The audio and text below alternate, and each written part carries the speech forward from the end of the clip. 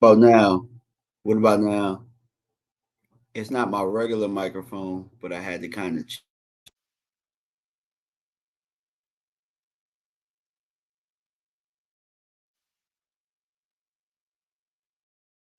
screw it. I guess I'll just go real tech. How y'all doing out there, man? We're real close to real close to 8,000 right now. So I wanted to bring that in with you guys, man. Normally tomorrow I'll be over at Mark's house, but today I wanted to make sure that I spent enough with the people that's been rocking with me. You know what I'm saying, from day one. What's going on, Lola? How you doing out there? What's up, Joe Gonzalez? How you going? How you doing right now? Let me know how do y'all like this black on black cap right now? When somebody bought it the other day and I hadn't had it, I didn't have it yet, and I saw it and I had to go get it for my own self, man. If you guys are looking to get some merch, you guys know where to go. Let me go ahead and put this up for you guys. I got some nice stuff over there now. Been trying to build it. When I'm not on YouTube, I'm building this up for you guys, or building it up for myself actually. And if you guys like it, then you guys can go check it out. I'm gonna put it on a banner. dmvfanatic.com. I'm gonna put it as a ticker actually. Show it as a bottom ticker. Yeah, so go check out dmvfanatic.com. What's up? What's up, Captain Taki? How you doing out there? So look, I don't have any beer in the house. I don't really even have that much liquor in the house, but I do have some wine here. We gonna bring it in. We gonna celebrate. Might have an old lady stop and get some champagne because we gonna hit 8,000 tonight. I have a feeling we're gonna hit it.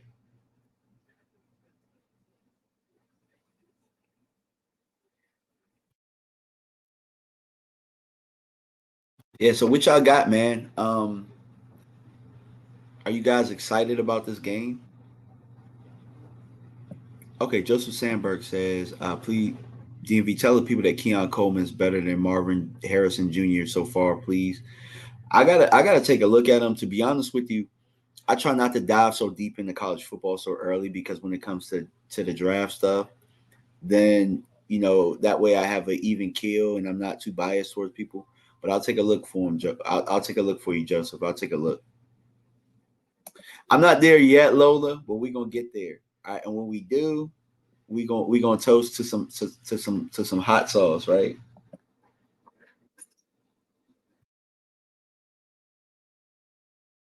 Give me 1 second, guys.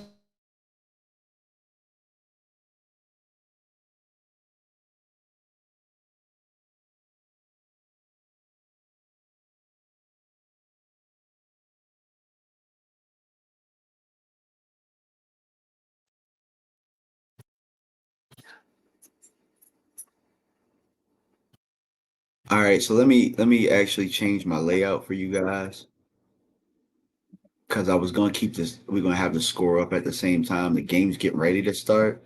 Hasn't started yet, but it looks like Oregon is a 21 point favorite in this game. And at first, I'm not gonna lie to you guys. I thought to myself, I was like, I don't see Colorado winning this game. Like that's really what my mindset went. I was like, I don't see Colorado winning this game. And I thought about being a coward, and I was like, you know what? I done rode the wheels. I done rode the bandwagon so far. I ain't gonna stop now. I'm not gonna stop now. Go Colorado. I'm all in on this. I'm all in on it. I'm all in on the movement. I love it. You know what I'm saying? Like my so it's actually funny. A lot of what I do in my own community is a lot like what Dion does. And I'll admit, I'm not the biggest Deion Sanders fan as far as a player. Off the field, as far as a coach and what he means to the culture, absolutely. I love Deion Sanders. I love what he brings to the game. I love what he brings uh, as far as to the youth, as far as showing them hard work, showing faith and what faith, how faith can prevail, showing really A lot of people look at it and they think that Dion is just showing these young kids that it's all football and it's all football, but it's not all football. It's about being the best man or the best men that you can be while uplifting others, and that gets lost in translation a lot. So a lot of the haters out there, they'll talk about the transfer portal and they'll talk about how Dion does things, but they won't talk about how he uplifts and he's showing other young men and he's showing actually grown men how to uplift other grown men. In society, we need that a lot more, you know. Lola said, "Go Colorado until they pay USC." I've never been the biggest USC fan either. I mean, USC is okay. I mean, I did love Reggie Bush when he was there, Lindell White, Pete Carroll. I did like their run because I'm a fan of greatness. I like when people or teams they reach greatness. I like seeing it. I like being able to say that I saw that during my time while I was living. I don't have a problem with that. I'm not one of those people that hates on greatness. You know what I'm saying? Joseph Sandberg says he already made Colorado better than last year. Absolutely. Absolutely, he did. And that's what it's about. It's about, that's another thing, too. And that's what I get from Dion, too. It's like you always want to leave places better than when you found them. And that's how I feel about myself. That's how I approach life. That's why I can't really hate on Dion. I can't really hate on anything that he's doing. I love it. I love what Dion is doing because I think the people that hate it are the people that hold the mirror, that are afraid to hold the mirror up to themselves. Because when I hold the mirror up to myself, I realize that I realize that that's what I am. Shout out to Queen Bella, who's been a member for 7 months. What? 7 months? Sheesh. I haven't had relationships with people for 7 months. So congrats to you.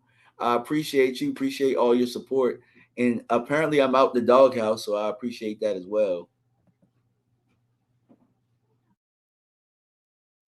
And so yeah, I see Shador too. And Dion and Shador. Really, I love that dynamic. I love Dion, Shador. I love Shallow. I love seeing that dynamic because I coach my own son's team, and sometimes I know how to get the most out of him. But more importantly, I'm not afraid to tell him when I'm proud of him. I'm not afraid to tell him when he's messing up. But more importantly, we've built that relationship, and I see it on the highest level, and I'm inspired by it. A lot of people are afraid to say that they're inspired by things. I'm not one of those people. Oh, I'm still in the doghouse? Dang. Well, I offered you duos today. You said no. You had to go get your nails done. So that's on you. Joseph Sandberg says Dabo refuses to use the transfer portal and bites him in the butt. Keon Coleman was a transfer portal player. Yeah. Um, the transfer portal is a great thing in a sense. Now, I like it, but I don't like it. So the reason that I like it is sometimes, look, these colleges don't always look out for the best interest of these kids. So you got to find a place that wants you and that loves you, right? And so that's what it's ultimately about. Sometimes kids get stuck in these situations where it's like I'm not home, I'm far away from home. This isn't the right fit. So it allows them another chapter in their story. But what I don't like it is, being a high school coach, it's a lot harder to get your kids recruited, especially after the COVID situation, especially after, all of that. And they gave players more eligibility. You know, colleges are looking for more, college experienced guys, who've been in the weight room that understands what college coaches are looking for. So it's a lot harder for high school kids. All right, so Oregon's rolling out, rolling out. They ain't get nothing. So it's going to be second and about 11. Second and about 11. Let me see if I can find some places actually following the play by play. Okay. No play by play available, but we got the box score. me see if I can make. Okay, now big play for about 14. Big play for about 14. So Oregon just got a first down, 1st and 10 at the like the 42-yard line, so they're close to midfield. They're in no huddle right now. They just did an RPO, another big play. Man, Colorado's defense, Shiloh and somebody else on the tackle. Now they're across the 50. They're about the 40. Colorado's defense is going to have to pick it up. And that's the thing about Colorado. They're a little bit light in the ass, man. They're too light in the ass, and they're probably going to need about a year or two to recruit some of these big guys that they're going to need in order to be what they are, because they have the skill players. But, battles are won in the trenches when it comes to the big leagues. All right, another completion to the outside for about 12. Oregon is moving this ball like it's nothing. Like it's nothing. Moving the ball like Colorado is just a mid-major team. But we've known this about them anyway. And Colorado can put up points with the best of them.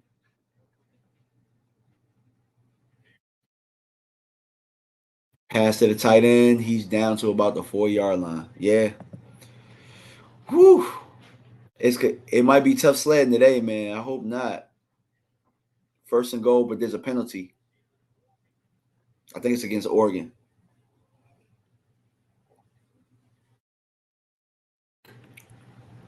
Oh, the holding. We'll see if Colorado can. We'll see if Colorado can take advantage of this.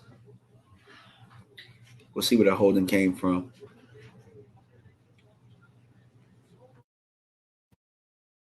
I think it was okay. It was the corner. The corner got held, so the receiver held. That's a good call. Good call. So where are y'all watching the game from right now? Are y'all at home or some of y'all in the bar? Like, where are y'all at?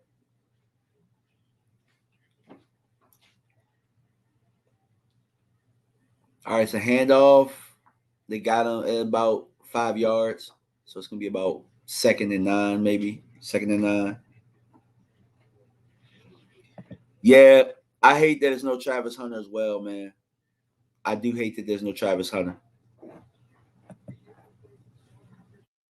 Okay, Lancaster, Texas.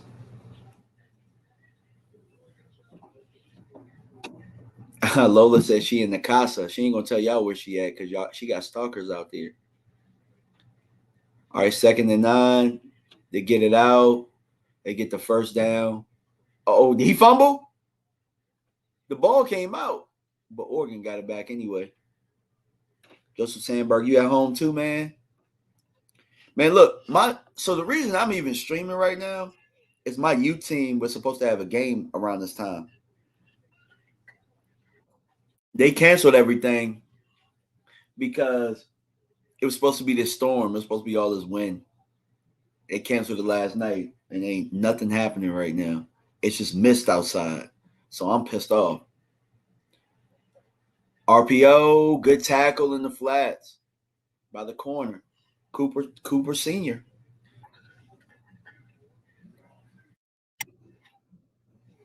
Hey Curtis, I got your email and I responded to it.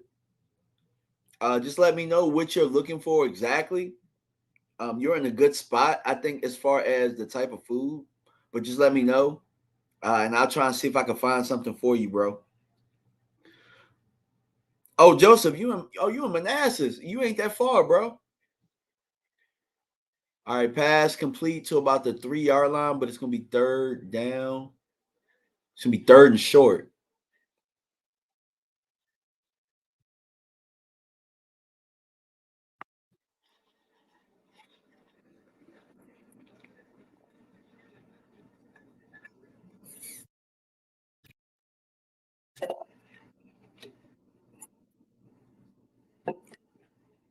Hey, what's up, Regina? How are you?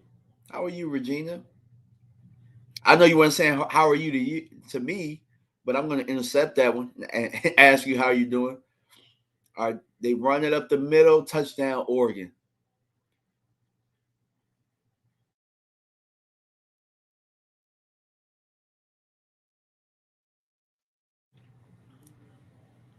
Yeah, Bo Nix and that offense didn't have no trouble at all.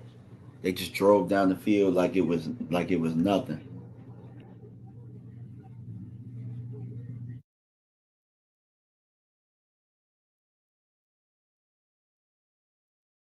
Dang, I almost had y'all.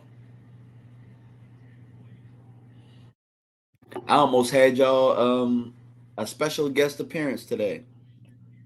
I almost got Aisha on here, Aisha Morrison, because I think actually I do want to start doing the Colorado games, man, because I love watching them play. I love watching them play. I want to see them grow. I think everybody's going to see them grow, so it's gonna be real, real cool. So yeah, so far 7-0, man. Shador's gonna have to he's gonna have to respond.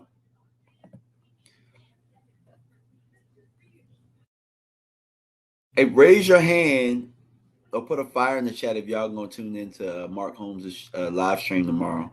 I'm definitely gonna be over there. Should be a blast. You guys know how it is for the people who go over to Mark's.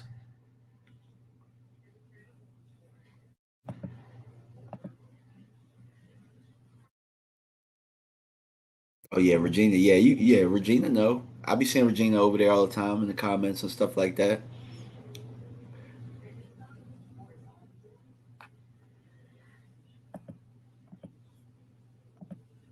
Oh yeah. So shout out to the people who have been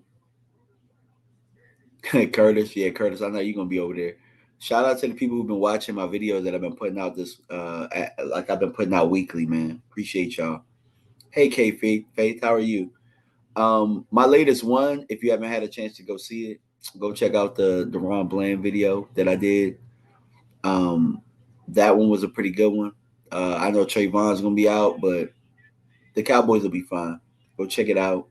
Um, I think that my formats are gonna be like I'm definitely gonna do a reaction to the games. I'm going to probably do a scouting report, and I'm definitely going to pick one player of the week that I want to kind of focus on as far as film wise. I know that you guys like it a lot, so I'm going to kind of try and keep it that way. Oh man, Joseph, you work during the game tomorrow. That sucks, bro. But hey, if you're able to tune in, man, we're gonna keep you updated, bro. We're gonna keep you updated as always.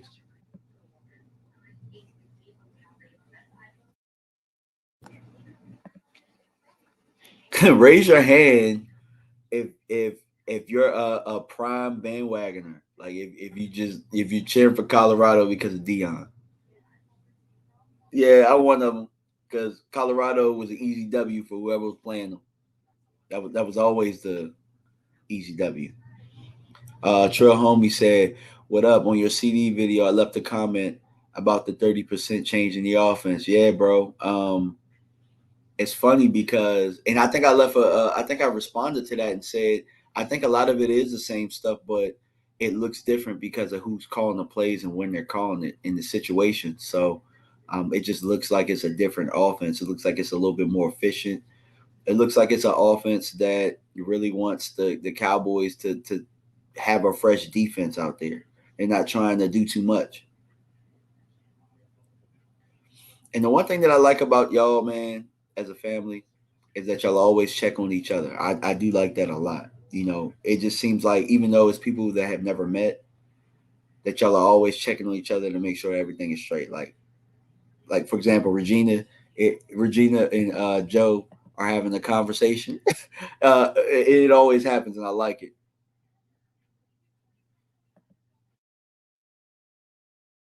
Appreciate you, Joseph Sandberg. Appreciate you. All right, y'all. So So we're back from commercial. We're gonna see what Colorado do here. All right, they got the ball at the 25-yard line. They shifting. They're gonna have to answer because Oregon made it look so easy on their first drive. All right, Shador with the pass for about 85. Second down. Damn, Shador is throwing at a 78% completion clip. All right, they blitzing. He going up top. Bad throw. It's 3rd and 7. Yeah, it's different. See, this crowd is a little bit different. It ain't, you know what I'm saying? It ain't TCU.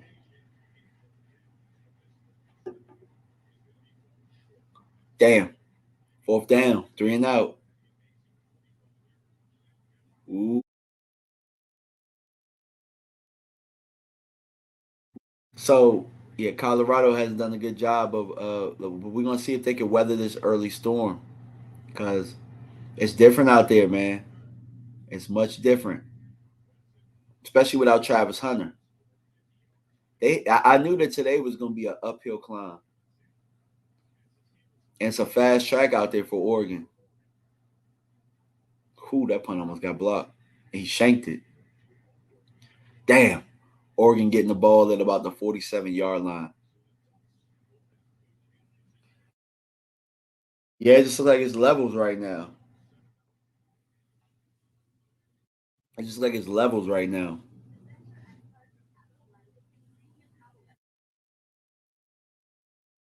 What y'all think about the game so far, man? Are y'all worried about Colorado? Because I am.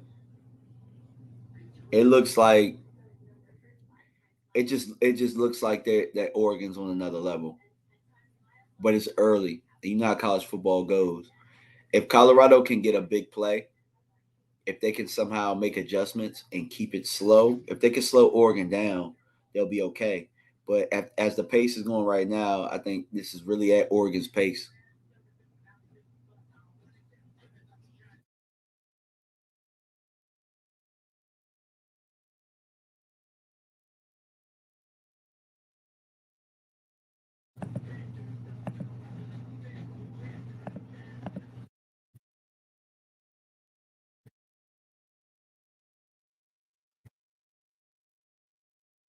Let me check and see what's going on in these Twitter streets right now.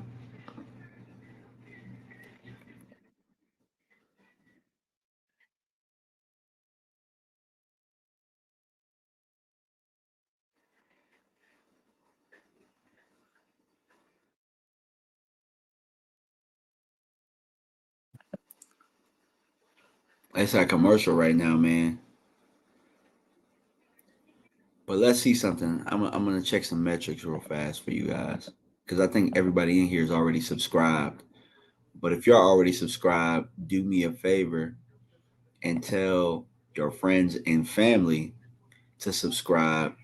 Let's get to let's try and get to 8K tonight, man. So we're 33 subscribers away from 8,000. Now for those that have been following me for quite some time, it's like, dang, I remember when it was 1,000 back in about, like, I think it was like 2018. It was like 1,000, and then I remember how hard it was to hit 2,000. Now I remember how hard it was to hit 3,000, and then I told myself I'm gonna hit 5,000, and then I hit 5,000 like within a year, and then all of a sudden it was 7,000. I don't know how I got there. And then now we're looking at 8, so it's crazy. And then once we hit 8, it's gonna be like how fast we get to 9 and 10. We're gonna keep this train rolling. We're definitely gonna keep this train rolling. But I just appreciate the people that keep showing up all of the time. You know what I'm saying? Like, because it comes in waves. You'll have people that subscribe, but they won't really, they'll subscribe because they like the one video. But you guys who are here with me right now, you guys rock with me all the time, and I appreciate it. I definitely do.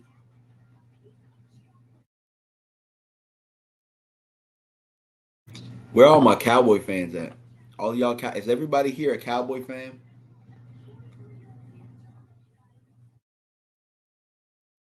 I'm pretty sure all of y'all are Cowboy fans. And also, man, make sure y'all hit that like button too, because maybe people don't know that we on live right now.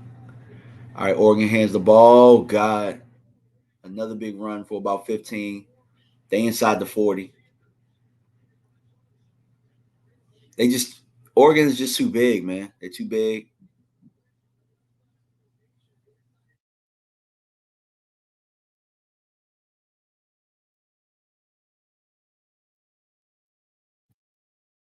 They're in that no huddle. So they got like a bunch down at the bottom. They go empty backfield. They just get the screen out for about 5.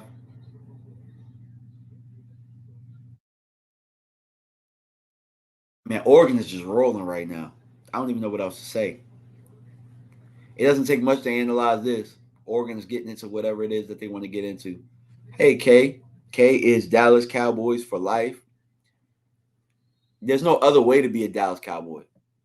You have to be Dallas Cowboy for life. You can't be Dallas Cowboy 1 minute and then you go to another team. Like there's no jumping in and jumping in and out of this thing over here. You got to be locked in all the time because more than likely you didn't took trash talk. So there's no point of going back and forth because if you didn't took the trash talk and you didn't took the hate, you might as well stay there. There's no other way. Regina, Dallas Cowboy for life. There's no other way to be a Cowboys fan. You either you all the way in or you not. I mean, you all the way in or you not a Cowboys. Oh, good tackle. Good tackle. Cooper with another good tackle out in the flats. So they actually lost yards there. Dion looking calm on the sideline right now. Dion looking calm. We'll see if they can weather the storm. It's 3rd and 10 right now at about the 38-yard line. If they can get a stop right here, I think then the offense they can kind of get some things to settle down a little bit. They just got to get things to settle down. That's all. 3rd down to 10, quarterback keeper. He was about a yard short. Dang, he almost got it. Or 2 yards short. So they're at the 30-yard line. It's 4th and 2. We're going to see if they go for it. Looks like they're going to go for it. Primetime Phil said Oregon all the way. Boo!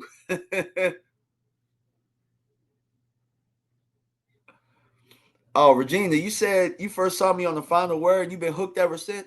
I appreciate that. Thank you so much. Thank you. I put in a lot of work when I was on the final word, and that period, the peers over there, man, it was really tough. All right, 4th and 2. He got it. They almost had him. So they threw a screen out to the right side, and they had him corralled, but Brian just made a couple moves and then got the first down. So they're moving the chains.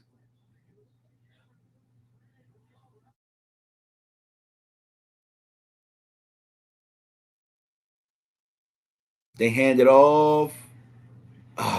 Another big run for about 9. They cannot stop them up front, man. It's like Oregon. It's like if you've ever like played football before and they show you a play on paper and they show you the X's and O's. That's how the running game looks for Oregon. And then all they're doing is just RPOing. You know, it's either a screen. Look, it's either a run up the middle, like a power run up the middle, or zone scheme up the middle, or it's a screen to a slot receiver up top. And the reason that they're doing that is to keep Colorado honest, so that they can keep punching them in the mouth with the zones, so that they can never pack it in. It's a smart game plan so far, and Colorado hasn't done anything to make them come out of it. It's just a regular zone. They get a tackle at the line of scrimmage. Oh, he gets out of it. God, dog. Colorado is just too light in the ass, man. That's really what it comes down to. They're just too light in the ass because they tackled him in the backfield and he ended up getting 8 yards.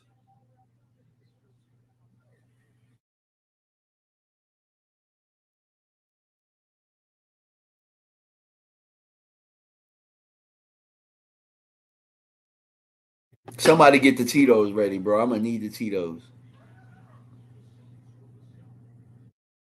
where are my people in the chat? Does everybody in the chat drink Tito's? Who doesn't like Tito's? Let me know who doesn't like Tito's. So run up the middle. All right, they stop him there, so it's gonna be about 3rd and 3. They're gonna need it. They're gonna need to hold them to a field goal here. They're going to need to hold them to a field goal here.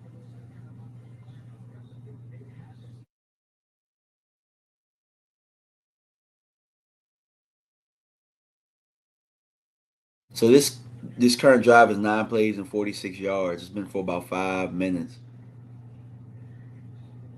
They roll out. Knicks rolls out, comes back for a throwback screen, and Colorado sniffs it out. But they keep they threw a flag though.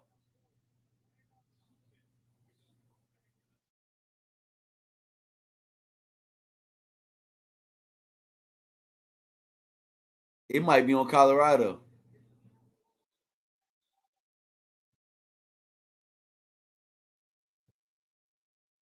Personal foul on defense. But they were still driving forward. How was it after the play? They must have blew the whistle. But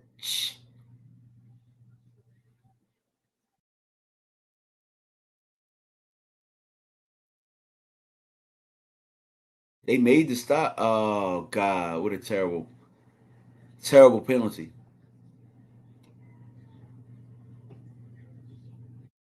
A little bit of acting by the Oregon guy. But it's first and goal at about the 3 yard line. Direct snap to the 1 yard line.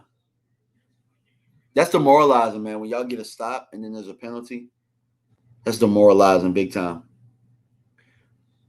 If you guys are out there and you aren't following me at some of the other platforms and stuff like that, on Twitter/X, DMV Fanatic One, you guys can see it up top in the banner.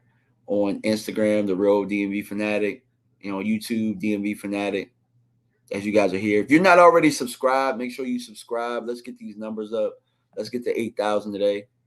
Hopefully, we get to 8,000. We're still at the 33 mark. Maybe I should put a counter up there. Maybe I should put a counter.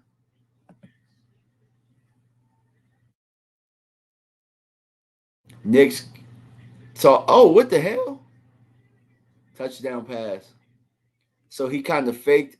He did the little Tebow thing and just flicked it out there for a touchdown. 13-0. Ooh, this about to be. It's looking like a woodshed ass whooping right now. Also, man, feel free. Super chats get priority on this channel. You can say any and everything you get if you with the super chat. Also, if you want to donate to the channel as well, DMV Fanatic on Cash App. They go for two. They get real cocky, and they don't get it. So it's 13-0.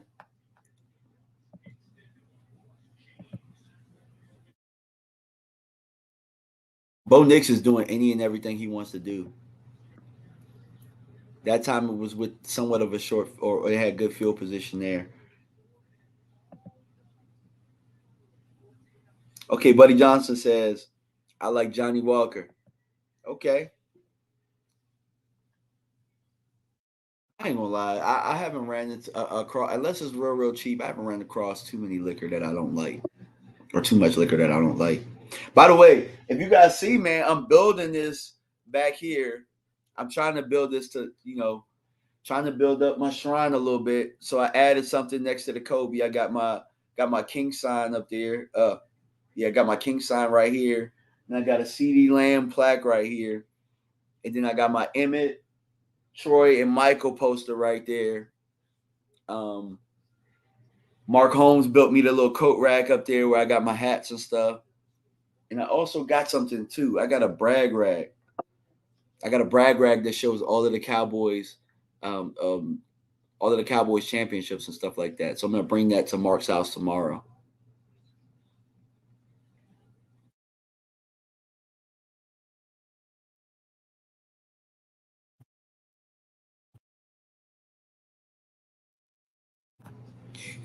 Man, Colorado. Somebody say go Michigan. Michigan's running backs from Virginia. So shout out to Virginia. Go Virginia. Not UVA though, but go Virginia.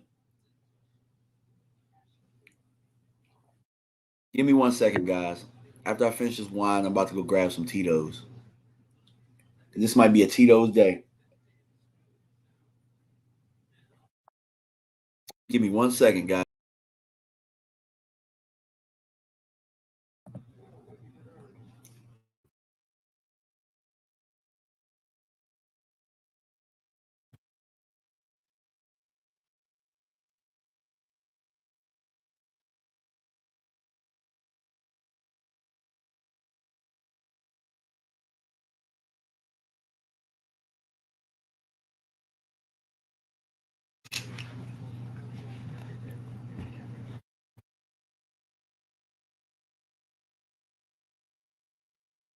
Might as well have a little bit of a good time. It's a Saturday, right?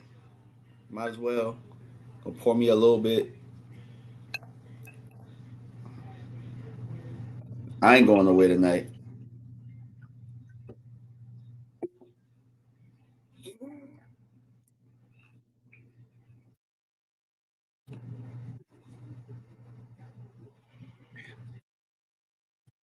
Primetime Phil, what's going on, my guy? He said every time Oregon scores, that Duck does that many push-ups.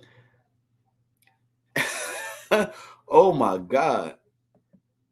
Oh heck no, Primetime. Hey, look, nah, I'm just gonna sip. I'm just gonna sip on this a little bit, bro. Can't do it. I tell you what, I'm gonna send you a link and you join me, Primetime. How about that? I'm gonna send you a link.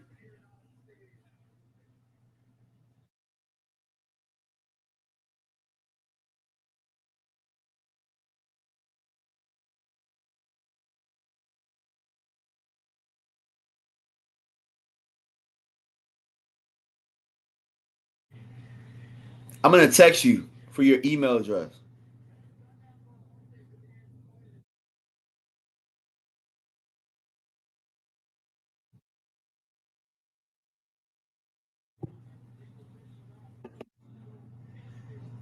Bring Primetime on with me. Primetime Phil. If you guys haven't subscribed, make sure you subscribe to his channel, Primetime Studios. You know, I just came across your shirt the other day too. I was going through all of my shirts because I keep all of my like branded shirts together. So I got all my stuff. I got all the Mark stuff.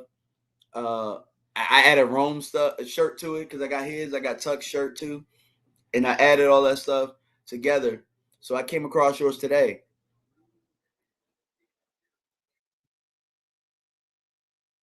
But yeah, prime time. You definitely got to join me on this, man. We can have a little bit of fun with this.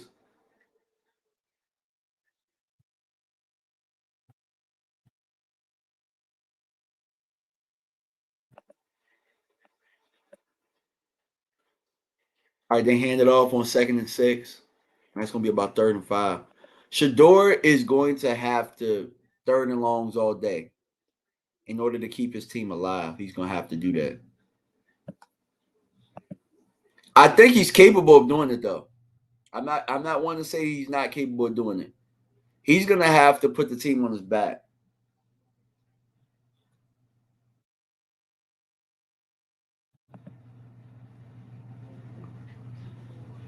All right, Shador. All right, he completed a pass. We got a chunk play out to about the 45-yard line. All right, so we got a first down here. Come on, man. Come on. I told y'all, I'm one of those type of people that you want to go to war with. I'm no coward.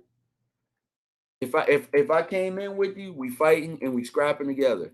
That's the type of person I am. I'm a protector. So if I came in this dance with Colorado and I'm rocking with Colorado, it don't matter if they lose 50-0. I'm right here. All right, prime time. I sent you the link, bro.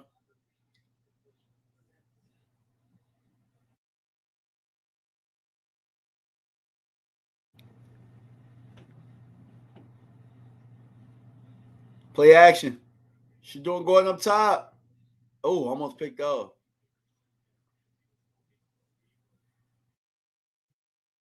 Harry Jackson did an excellent job of squeezing the sideline. Weaver was supposed to, it looked like it was even. Kyrie did a good job squeezing the sideline, getting that head around. hand fighting, and Weaver had to become he had to become a defensive back there.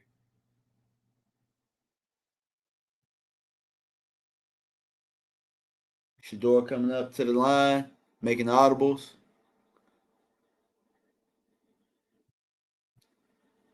Six seconds on the play clock. They snap it. Ball got tipped. Yeah, Weaver wide open. It's gonna be 3rd and 10. I told y'all. Oregon always has those big. They always have those big Samoan, Polynesian type guys on the interior, man. Always. You need guys like that. You need guys like that on your football team. Those are what we call bodyguards.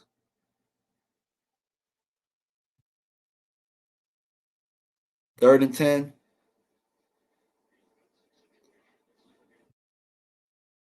They run a screen up top for like 2-3 yards. So it's 4th and 7. Colorado's got a decision to make here whether they're going to go for it.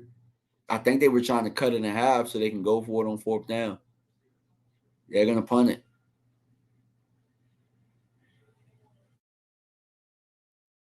Oregon, Colorado off to a really slow start. Oregon is trying to blow the doors off. Sheesh. I got Prime Time just showed up. What's up, Prime Time? Hold on, let me change the custom a little bit so What's everybody. going on? What's up, man? How you feeling? I saw. Well, I'm feeling good. My ducks are up. Yeah, so I saw that you were on there, so I had to poke a little fun at you. Oh yeah, definitely. Yeah, since we're Bro. not really on the opposite sides on the pro level, so it was just like, so we're never really at this point. Oh yeah, for sure. I think you're a little bit ahead of me too, because like even as you were watching it on the broadcast, you were seeing the play right before me, so I was like, wow. Yeah, but it's tough over here, my guy.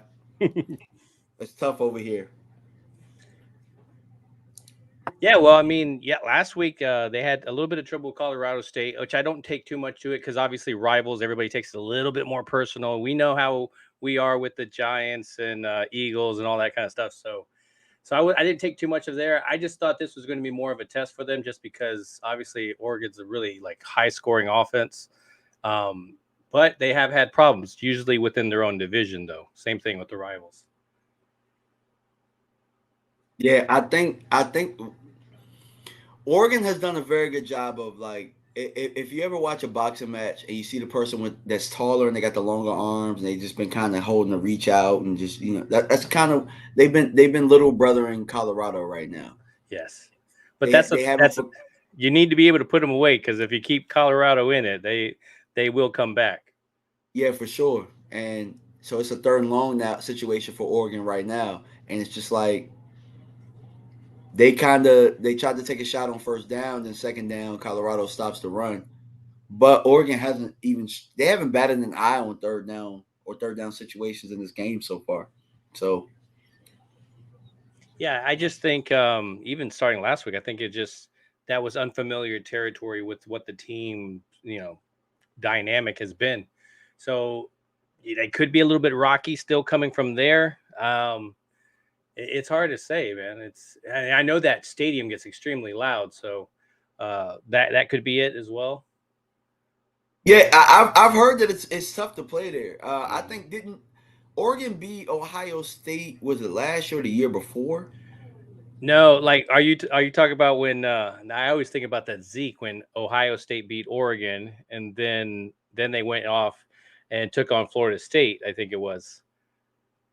But one of them years Oregon beat Ohio State. I couldn't remember if it was in Oregon or if it was in Ohio State. But it happened recently. It wasn't Zeke. It wasn't a Zeke game. No. Who was the quarter?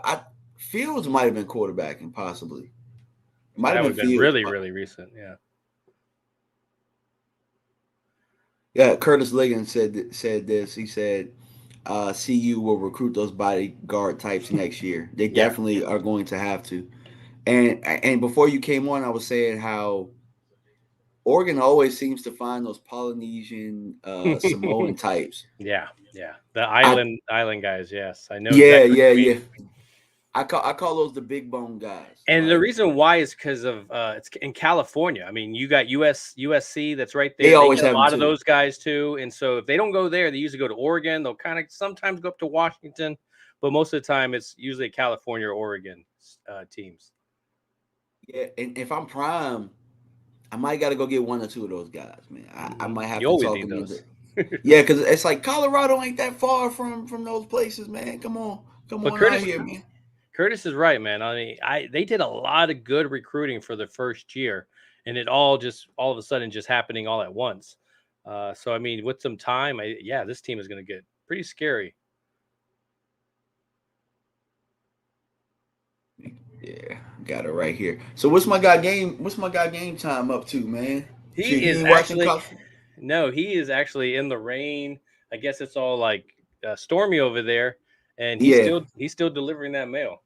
Oh, okay. Yeah, you know how it is, man. He always delivers. Oh yes. So yeah, so I've just been working on the broadcast, watching the games. We got a broadcast at 7. So so yeah, I've just been kind of getting the overlays and everything kind of together and stuff. So Yeah, if you guys, for the people, I mean, everybody knows that you're the wizard. You're the wizard when it comes to that type of stuff, man. So I, how's the channel been doing those? How's everything been going? it's slowly going each week. Like usually you would see like, okay, there's a subscriber or two, and then now it's like 4 or 5 per week I'll get, and I'm like, okay, this is kind of nice. It's just all that hard work for the couple of years. It's just nice to see that it's paying off, and obviously going to the draft and kind of hanging out with you guys, it's definitely opened some doors. Even when we got on that ESPN little skit there, it was kind of cool. Oh yeah, yeah, yeah, definitely. Look, that I don't know about you. I'm going to go because my friend is from Detroit, so I'm going to go this year. Yeah, But game time is pushing for it, so it'll be cheaper to go to Detroit. I'll tell you that yeah. much. Nobody's gonna fly to Detroit. Like cheap, the flights are always cheap to go there. Have you ever been to Detroit? Never been, Me neither. Me neither.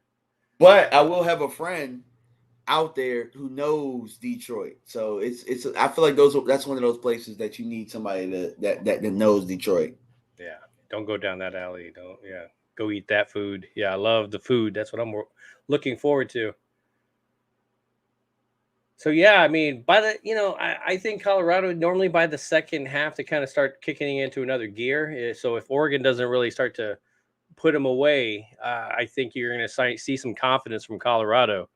I Yeah. think they look like they're a little timid and somewhat, but we'll see what happens here. They can make. It just takes one play to switch this game around. You think they look timid? I just feel like Oregon is just a better football team. You know what I'm saying? Like, I just think That's they have things together a little bit more. The recruiting, yeah, uh, I just think they're more complete. It's not like Colorado isn't trying to compete. They're trying to make tackles. They don't look like the moment is too big for them. It just looks like Oregon has been here before. yeah. You got Okay, Brooklyn. you gotta love that Dion factor though. Oh, for sure.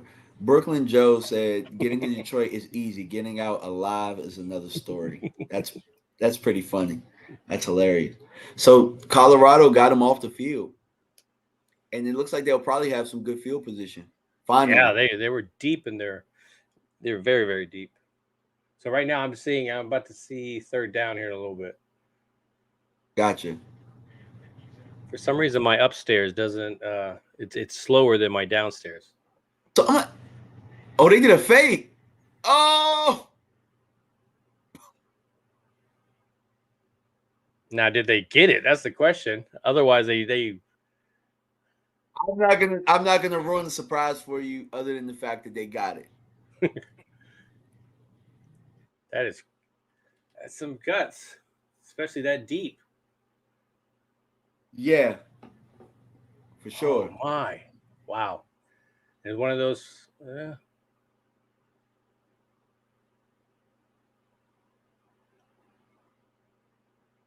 Man, they're acting like they're unbalanced here. That they're out of kind of started looking like the Jets on against the Cowboys.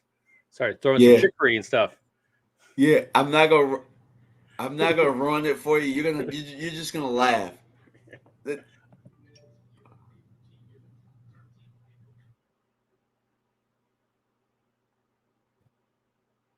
So where are you at now So with right it? now they're still showing the replay of the fake punt. So now I'm going to see 1st and 10.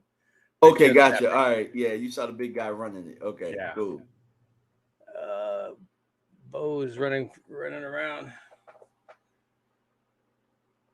Yeah, they're trying to push for his Heisman you know, candidacy, putting his billboard in New York, different locations. So it's like, it's like the only way they're going to do, keep that up is if they, I don't know, like when I see them, obviously take on a top team and really take it to them, and you're like, okay, that's really awesome, but then you struggle, your next week, and I've seen that from a couple of teams. Florida State obviously looked good coming out, destroying in general in the first week, and then after that, I mean, they had trouble today with Clemson. So Yeah,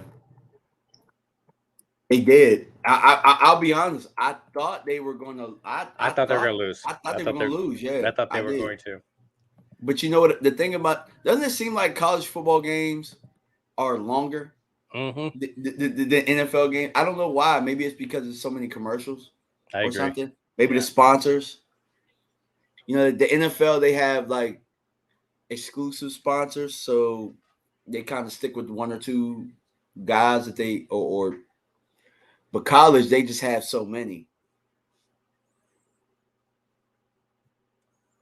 Yeah, I'm 2nd and 13 here. All right, so it's 3rd and 4 here. Whoa, my. See, even when they go to tackle, it just seems like they're not They're you see lighting the them down ass. right away. Yeah. They're lighting the ass. They're not as strong. And keep in mind too, you got a whole bunch of people from the transfer portal. You know what I mean? So it's like getting them in and actually having years of a program Coaching. together as far as a weight room standpoint and stuff like that, and what you're trying to build as far as your identity. They just don't have that yet. Like you can get players together, but having an identity with those players, they're still trying to figure that out. So the fact that they're 3-0 right now, coming off of just having one win the year before, it's almost a miracle. They got to figure out those times, though, man. When they had that Colorado game, I could not stay up for that thing. I was like, I was It's the it's, dragging the it's the next West day. Coast, man. I was dragging.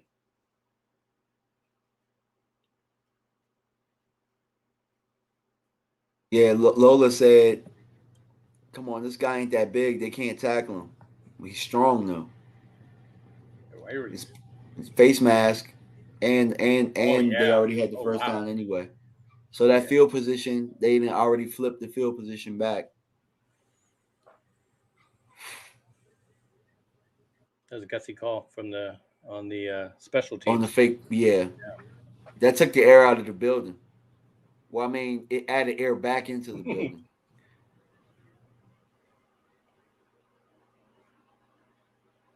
Colorado's defense is really just Swiss cheese. You know what they remind me of? Obviously, after a Oh, couple of years, right they when I just kind say of that, they remind me get of a that. sack. Oh, nice. If they get they kind of remind me of that Miami team from back in the '90s. That swagger that they have. But it's Yeah. funny because it comes from their coach. Mm-hmm. Comes from the coach. Like Miami just had the swagger because that was just the area. That was just where they were. You Well, you don't know. think Jimmy Johnson was had that swagger? You No, don't he think didn't. he But didn't? Jimmy allowed for it though. So Yeah, he Jimmy did. had his own type of swagger, to where it's like he allowed his players to become. Oh God. Oh There goes the my sack. Okay, now God. I'm seeing the sack. Boom. Yeah, good sack. When you see this run here, oh my God. Who is this cat? Like, remember, I don't really follow college football like that until it's time for draft prospects. But who Oh, is this number 0, bro? Who's yeah number 0? they always have some great running backs there. That is ridiculous. That run was crazy.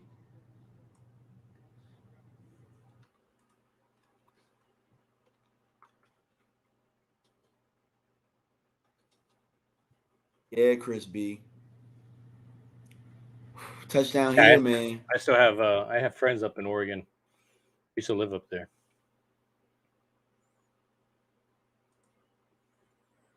They just have all these jitterbug. They have all these jitterbug running backs, man.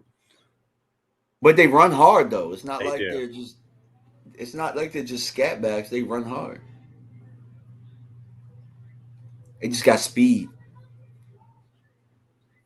Different speed here. So you're looking at 101 touchdown Oregon. so Bucky Irvin is his name from Chicago, Illinois, junior. I mean, if you look at how the NFL is going right now, it's going to be more of those type of backs because they're going backs by committee anyway. Yeah, that's why you got records. That's going to be a hard record to break. Emmitt Smith's whole most rushing yards because one, running backs usually don't last as long, especially with people tearing ACLs like they're catching the flu or something. And then you add the fact that you're right, you're running back by committee, so it's hard to get those touches every single game. I mean, if maybe you have a good chance like Tony Pollard this year, obviously Dallas is going to run Tony Pollard quite a bit because of that contract, but it just makes it well, at least you're not depending on one guy as well too. So yeah, man, it's now 21-0.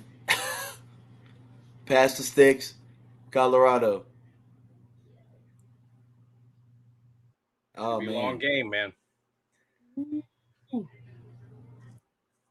they're gonna have something's gonna have to change. Like Colorado will have to put together a drive here. Chris Beasley was You have to put yeah. together a drive here, and then they're gonna have to score right after halftime or something like that, or maybe get a stop and score right before halftime, and then they get the ball. Because college can't happen like that. Chris B said game over. I believe. Nah, I'm riding until the wheels fall off, baby. I'm I riding doubt. until the wheels fall off. I'm hoping there's no wheels and there's no flat of tire, and that we just continue to roll. I mean, Oregon is Oregon, man. You know, they've been together for a while. The program been together for a while. They got big guys, big, It, fast, and then it, there's fast linebackers. Oh yeah, and it doesn't matter what coach they bring in. It's just Oregon is going to be Oregon. Oregon has its own brand of football. Well, you got Phil Knight there, contributing to the school and that whole program. I mean, you go into the school and as a football player, you get to pick your own shoe. They have a whole shoe department that you get to design stuff. So I mean, like, come on, man. And then the facility is just amazing. I think just their workout facility, the stadium itself, just everything is just definitely reminds you of like a top rated facility. It's just they just never really been able to put those programs together to win a national title. So I mean, they've come close, but nothing there. I just had to pour me another drink, man. Gonna be a long game. I pulled my back out earlier today. I was doing because I got working on another property. I'm trying to do the Mark Holmes thing, Oh, okay. trying to work on another property. I'm like, oh, you got to, in order to have a successful Dallas Cowboys YouTube channel, I guess I have to work on a property somewhere. So that's what I was doing this morning, but I kind of pulled my back a little bit. So I was gonna be like, what you got the blue brick house? No, nowhere near. Yeah, so we're just clearing out land right now and just trees and just trying to just get it all cleared out. So it's just, whether we're going to put something on there to rent or, sell it, I'm not really sure. But it's just right now, it's just keeping our eyes head down, But one thing we're dealing with, because normally we don't do it this time of year, is just mosquitoes, man. Lots and lots of mosquitoes. Really? Mm-hmm. I mean, well, I'd imagine you guys have probably built thick enough skin to where mosquitoes, when they do bite you, you just don't feel it. Nah, man, we get that thick skin for the hurricanes. We're like, oh, hurricane, yeah, okay. I'll see you on Tuesday. Yeah, Joe Gonzalez said, "Oh no, prime time. Are you okay?" Oh, I know. It's just I'm feeling better now. I'm feeling better now. But man, that was I had doing that whole bend over walk, and I can't grab on. Like it's pretty embarrassing, especially since it's like, hey man, I used to play sports and do all this kind of stuff. Man, I used to be somebody. Now I'm And hurting now my you gotta back. tell your kids, like, "Oh, I threw my back out." Yeah, Right? yeah. Even when I'm yelling at them for stuff, like I used to be somebody. Like now I'm over here yelling at you to pick up your underwear from the floor. It's- Exactly. all right, so we got kickoff. So I had to ask because I know I'm on to they had that what was it, the game where Philly was taking on the Vikings, and of course Justin Jefferson fumbles into the end zone and there's a touchback and everything. What side do you stand on? Do you stand on the I like the rule the way that it is, or do you think the offense should get the ball back maybe at the 15 or 10-yard line? What do you think about that rule? I like the way that it is because I feel like the offense already has enough rules as it is. So if you're a defense, I mean, if you're an offensive guy and you're trying to risk it, it's a risk. You know what I'm Yeah, saying? And if you lose it, then you lose it. yeah. It's like it's an end zone for a reason. It's The just door is sacked. yeah. I like the rule the way it is. The chances of somebody fumbling forward to try to I don't like that. I like the fact that you get punished for doing that. So all right, see what Colorado does. Sheesh, this thing is getting ugly. This is a route right here.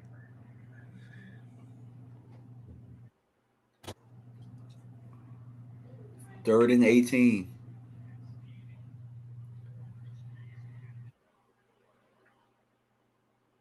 Oh,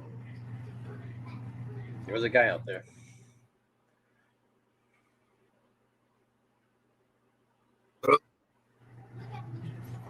Lola say you be holding on to the ball too long. Hmm. That's because nobody's open. But you're right. Get rid of it.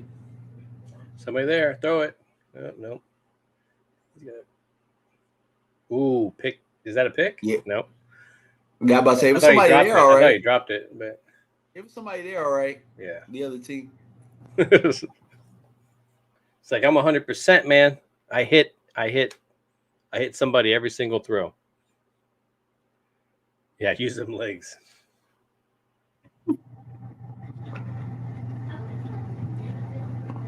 The leg game. Oh my God. Oh, Push him back. I agree, Lola. I don't think Shador uses his legs enough. I Yeah. don't think he uses his legs enough until See, it's too late. in college you can do that too. Like you can use your legs a lot more and get away with it. Not so much in the NFL, but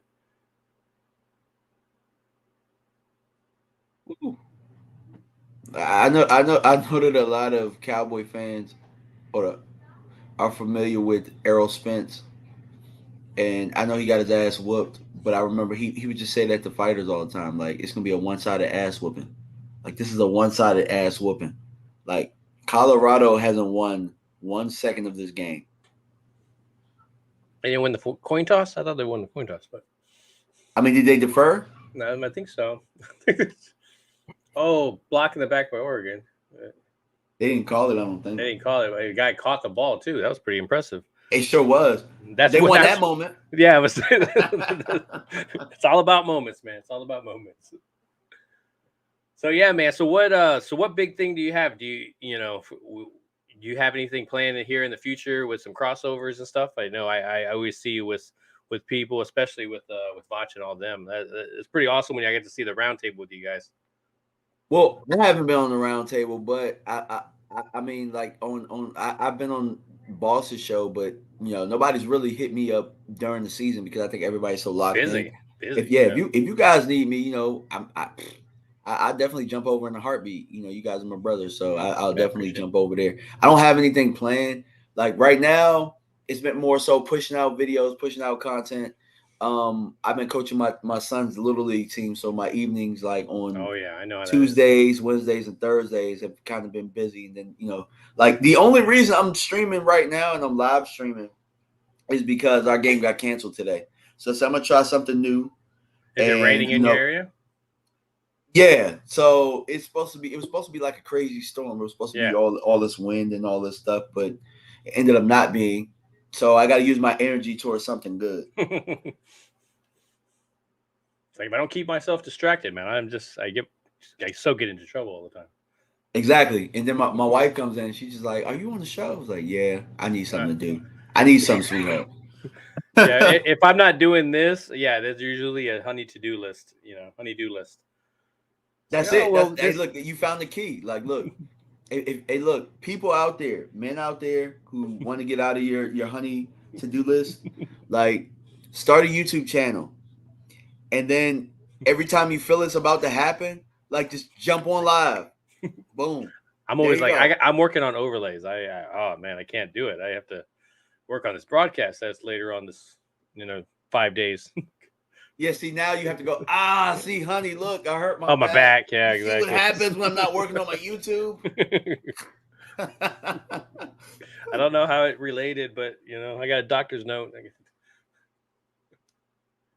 Yeah, man. No, exactly. I just been busy with work. Man, we're like obviously down here. I mean, we're in season. People are coming back. We definitely go with the tourist thing. So right now it's just busy, and then the kids. Oh my gosh! And then So when is it out of season for Florida? it's summertime. Summertime. That's usually Really? yeah, it's kind of weird. You would think it'd be the opposite. People are like, hey, let's go down there for the summer. No, it's usually the opposite. People tend to be here between, I'd say, no, October or so, September sometimes, and then they'll leave about May, June. So Huh? so you got the snowbirds, is what we call them. I'm not gonna lie. I'm trying to find a way to get to. I'm trying to get a way down there. I would love to do a Florida Christmas. Like I've been trying to talk. Been trying to talk my lady Dallas into plays in doing it. Miami this Christmas. So Christmas Eve, they're in Miami. You know that ain't gonna fly. I'm just saying, Yeah. you've already done it with the YouTube. Maybe you can push it just a little bit more, see what you can get away with. Yeah. Like I might. Christmas would be a little bit tough. Like if it was like a birthday or something like that, might be a bit. I might. Oh, Colorado just got a pick. Maybe that's the play to turn things around. Maybe. But their office still definitely got to do stuff. Where do they get it? Return it to? It was kind of dead at the spot. Okay. I should see it here. So I think they got the ball at like the 40 or the 33-yard line. Oh yeah, great zone. It was. That's the cover two sink right there. Like if there's nobody coming across in the flats, you just kind of sink back, and he was able to get in the sight, or he stayed out of sight long enough to kind of sneak up on Knicks there. Yeah, I would say if you're recruiting next and you're thinking about that as an NFL thing, I mean, you got to look at that sideline throw. It's big in the NFL. So if you can't do that in college, Yeah, man, you being able to fit it through that window for sure. Yep, I know exactly what you mean. Oh, got the dudes in his pajamas. Man, that Oh, corner. blitzing! Oh man, that was close. What a play! Who is this kid? Number 5. Oh, he held a little bit, but he's actually really crafty with it though. They don't catch him with it. Like when he does it, like the officials can't really. Oh, I see what you're saying. He's hooking. He's grabbing and hooking, right? Is that what he's doing? Yep.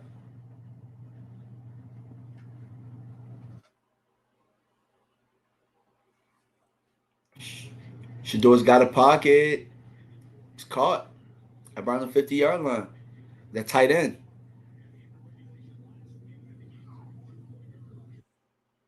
That's the thing about college that throws it off is that your offense can wear the same number as your defense. The camera got fooled. Shador got sacked. He held on to it too long. Lola's right. Lola's right. He does hold on the he does hold on the ball a little bit too long. He should have let that go. It was wide open. I don't know what he was looking at for his read for the RPO there, but he I'm gonna had the see it right slant. here. Okay, Yeah, he's he had the slant. looking. Okay, so it looked like he was seeing the linebacker. The linebacker dropped down in the zone, and so it got right into his path of the slant, and so that kind of made him hold on to the ball for a little bit. Gee, sacked again. Yeah, it's two linebackers actually. It was like a 10, and then right next to it was number 9, so he couldn't go anywhere near that. Yeah, Oregon is fooling him with his looks, and he's holding on to the ball a little bit too long.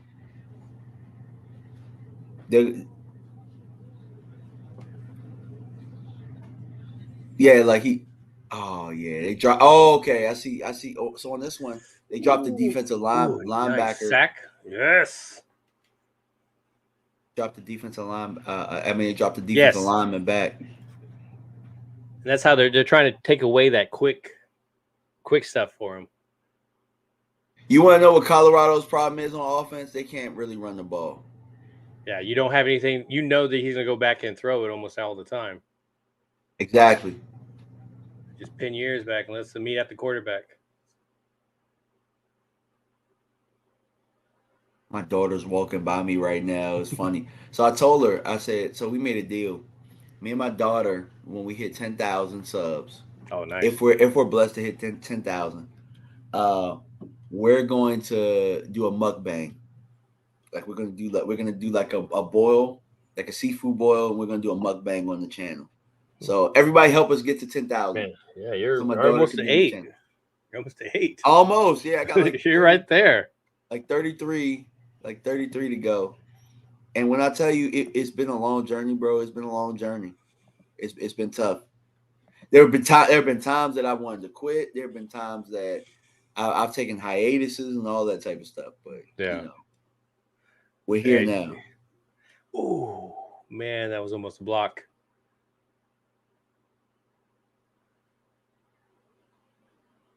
Yeah, well, they got the turnover, but again, like we said, the offense, whether it was going to do anything with it, that was going to be the question.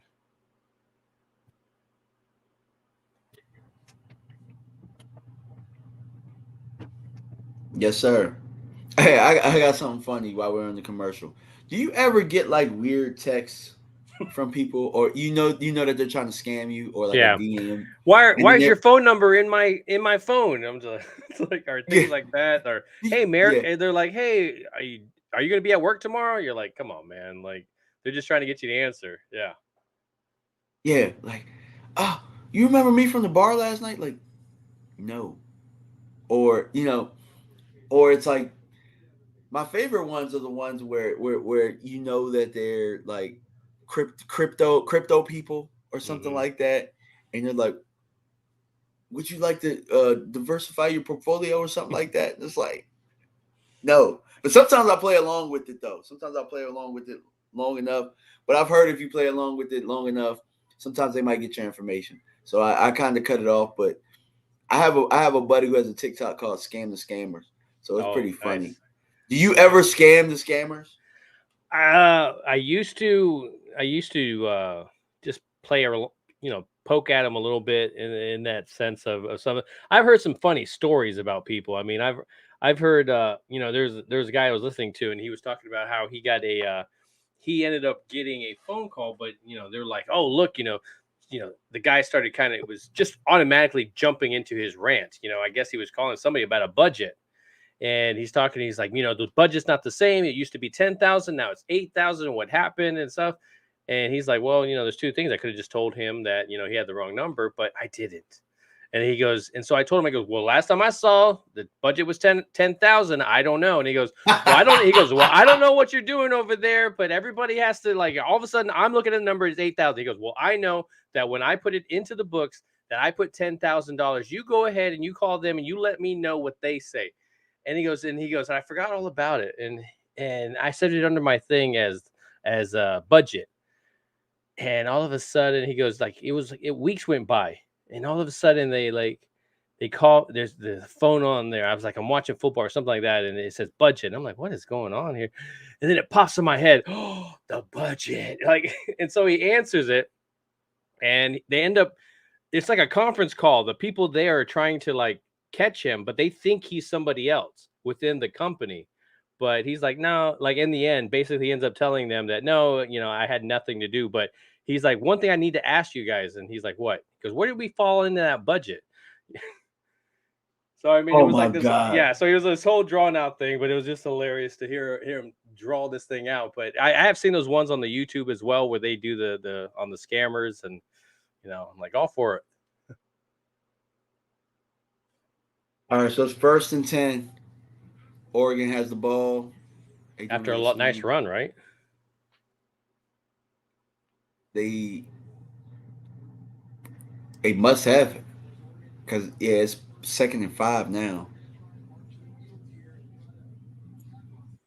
So yeah, I'm seeing first downs. Oregon 15, Colorado 3. Yeah. Sheesh. I don't even remember Colorado having 3 first downs. Probably on the same drive. Probably. You're right. Either that or it's so spread out, they get 1 first down here, 2 drives later, another first down. Like right there, that last drive that they just had, did they get a first down? No, they didn't, did they? No, they didn't. Nope. I don't think so. They just, and yeah, Oregon is just, it's actually funny because Oregon, normally when they get up against like tough competition, they're not known as the physical team. They're normally they're normally the ones that get punched in the face. Pushed around. That's truth. That's the truth. Yep. And so looking at them against Colorado, it lets you know how soft Colorado really is. And I've been saying that. I've been saying that for a while. Colorado is soft. Yeah. When you have to get actually physical instead of using your speed and agility, yeah, it becomes a whole different game.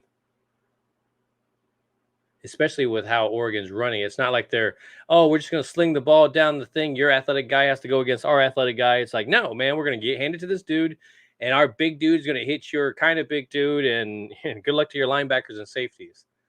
That's the crazy thing about it, because you just see Oregon, they just get another gash up the middle. Like Oregon is playing straight up football. They're punching Colorado in the mouth, and there's nothing Colorado can do about it. It lets you know how soft they really are. Now, that's not going to change this year. That's going to be hard, yeah. Their identity is their skill guys kind of bail them out of situations. This is one of those games where the skills won't be able to they won't be able to bail them out. No. They're not going to, especially if with Oregon up by 21, they're not going to all of a sudden, well, let's go ahead and go to our skill guys and see what they can do. No, they're going to just go keep running. Yeah, especially if Oregon can run the football like they've been running the football.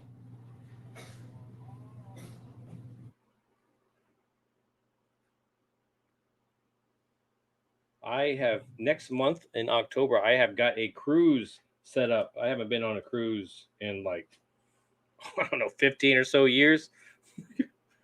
They haven't had the best reputation. I don't know if you've heard. Didn't cruises bring COVID over? Hold on, I'll be right back. I'm gonna turn this fan. I want to say that's a fact almost. Yeah, it definitely came. COVID definitely came over on the boat.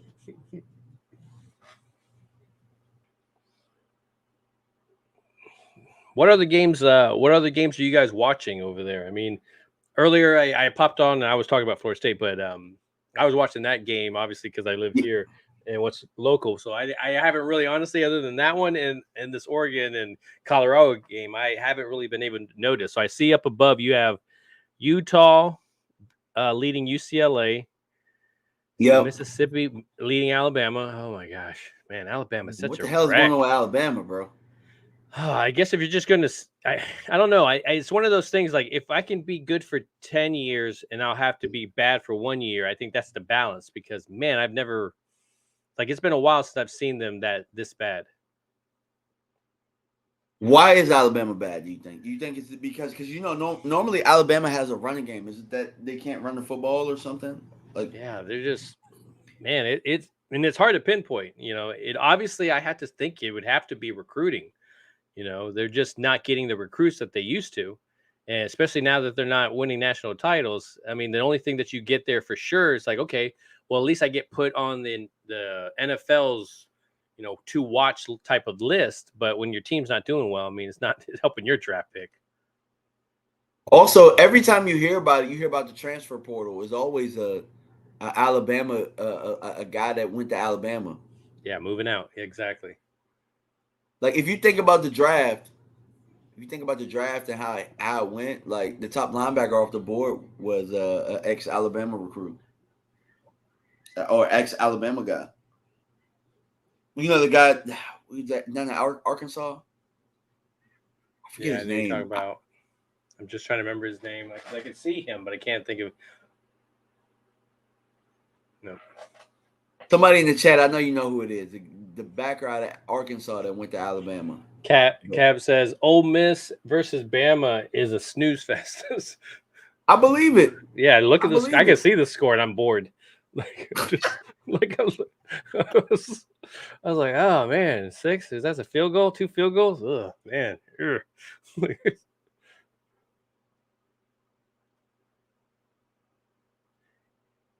Yeah, but Curtis, think about the players Prime ran away from CU. I mean, it's crazy how he did that. It makes you wonder. I mean, I guess I never really watched Colorado football prior, so I'm kind of guilty of that as well.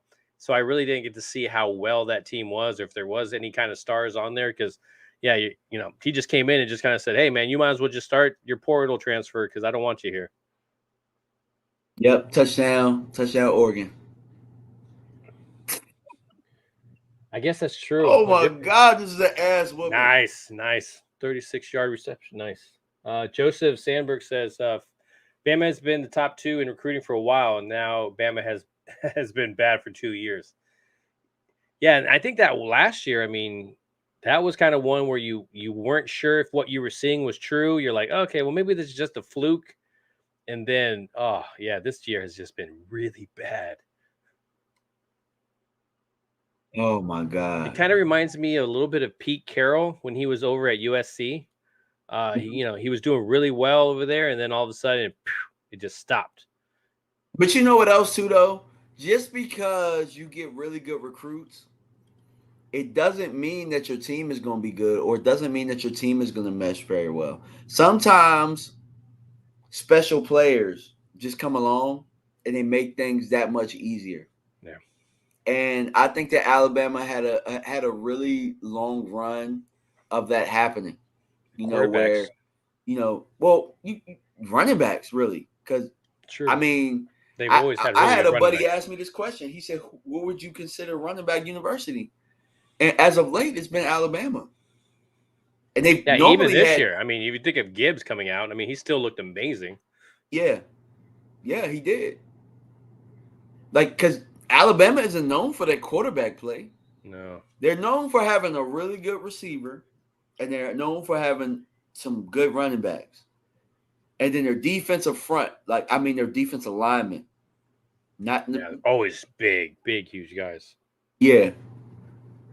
Every now and then they'll have a corner that will do good at Bama, and then, he's not really that good. Although Trayvon Diggs, I'll be honest, Trayvon Diggs in college did not impress me that much. But I see why now, knowing that he had flipped from being a receiver and he hadn't been playing there that long. Never, yeah. He's probably the best DB to come out of Alabama. It's actually funny to think about it that way. Like, I'm trying to think of other guys that. But which name came out of Bama too? Played alongside him. It was pretty damn good. Surtain Jr. Yeah, Patrick Surtain. Yes. Yeah, but I do think Trayvon is. I think Trayvon's a little better. Just because he's been doing it longer, you know what I'm saying?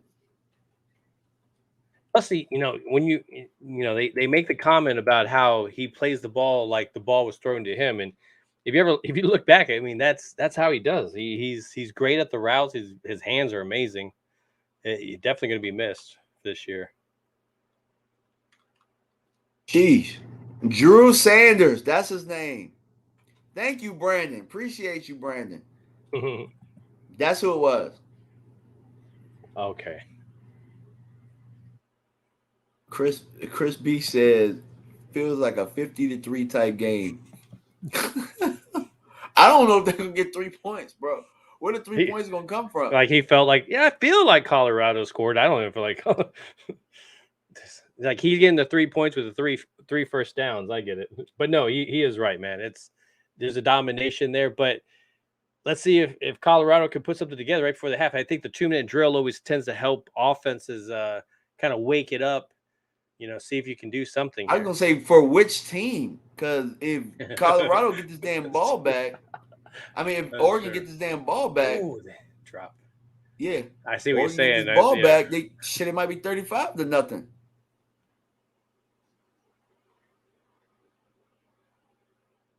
God.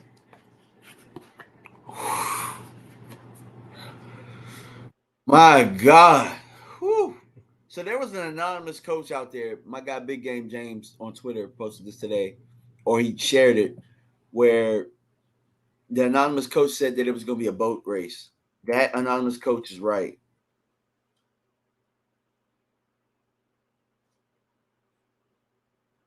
Oh man, sack. Okay. I thought they were going to do something there, honestly. Man, I guess you're right, man. This is not a lot. I mean, you look at Patrick Surtain. I mean, Kareem Jackson, maybe. Ooh, that's not great. No, it's Diggs. Yeah, Diggs. I think Diggs might be your guy. I think that you're right. Yeah. Marlon Humphrey, maybe. I don't know, but definitely not. Minka's he's a safety, but Minka's pretty good. I mean, but I don't think he's better than Trayvon Diggs as a DB. No. Chat, do me a favor. Name somebody that's a DB from Alabama that you think is better than Trayvon Diggs. I bet you they'll have a hard time thinking about it too, because normally the DBs don't pan out. I guess I never really paid attention to that. That's why I didn't want him. That's why I didn't want him in the first round. When we got him in the second round, I was like, oh, we got to steal. We had a draft where we got CeeDee Lamb and Trayvon Diggs, bro. When I think back to that draft, like that is crazy. That is seriously crazy. Yeah. That's why I love the draft. So that's why I love the draft so much. That's probably one of my favorite things that's probably my favorite thing about the NFL, honestly, the process. Seeing people go through, mature, the strikeouts, the ones that don't make it, the ones that everybody bets everything on. You got these analysts going, oh man, this is that person. And then they don't pan out at all. It always reminds me of it was like a Green Bay guy that drafted some dude that was just tearing it up college. And when they drafted him, then just never heard from him. And I think he even went to the Bengals. And it's kind of crazy to see. Even Heisman Trophy winners. I mean, I always look at USC. I mean, if you look at those quarterbacks, like they've had some really good quarterbacks to come into the NFL, but then not do well at all. Matt Leinart, you got Carson Palmer. There's some guys there, but you're like, oh man. I know. I think you're right, man. Oregon's about to score again. Yeah, I know. I was like, which team? Like, oh man, oh boy. I was hoping to see a football game. They're gonna have to change the channel, bro. They're like, well, we gotta watch it. We gotta show it. Like I was planning on going this whole game, but it looks like. Yeah, I gotta actually go because I gotta start getting ready for my broadcast. But I appreciate you having me on here, man. I really do. I love college ball. I haven't really been able to watch as much as I would like to. I'm with you, man. I need to get more familiar with some of these guys. I watch my teams, but it's always like real quick in the background type of stuff. I don't give them as much love as I do the Cowboys. Yeah, definitely. But yeah, man, get ready for your show, bro. I appreciate you stopping by, man. It's always great to have somebody on. Maybe we need to do something where we I'll talk. I'll talk to you about it. Maybe we Yeah, need to do definitely. something where we do something weekly or something like that. This was I nice. like it. I like that, man. I definitely like it, especially talking the X's and O's, man. Especially when I see that there's certain heads that that you can hear when they talk and you see a flow of a whether it's a corner or something, and you're able to kind of just talk about maybe instincts or anything. I see that stuff. Okay, Okoye, Vach, all those kind of guys that really can see instincts. But you're definitely there, and that's what I like. I like seeing some of your intakes on some of these guys. So, keep it Oh up, yeah, man. appreciate you, man. Hey, thank you, man. And look, you're always welcome, man. I Always appreciate it. welcome. You guys All take right, care. man. All right, Thank bye. you. That's my guy, Prime Time, man. I'm glad he stopped by, man. Because look, that anonymous coach, man. This ain't a boat race. This is a damn spaceship race right here. This is god awful. Okay. Adam Schefter just reported something.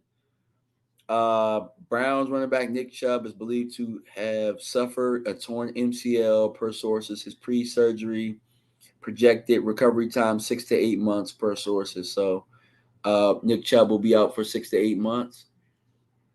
Touchdown, Oregon. Oh my God. Oh my God. This is terrible. If I was an Oregon fan and I had to take a shot for every touchdown there was, I'd be drunk right now. Instead, I'm taking drinks for Colorado.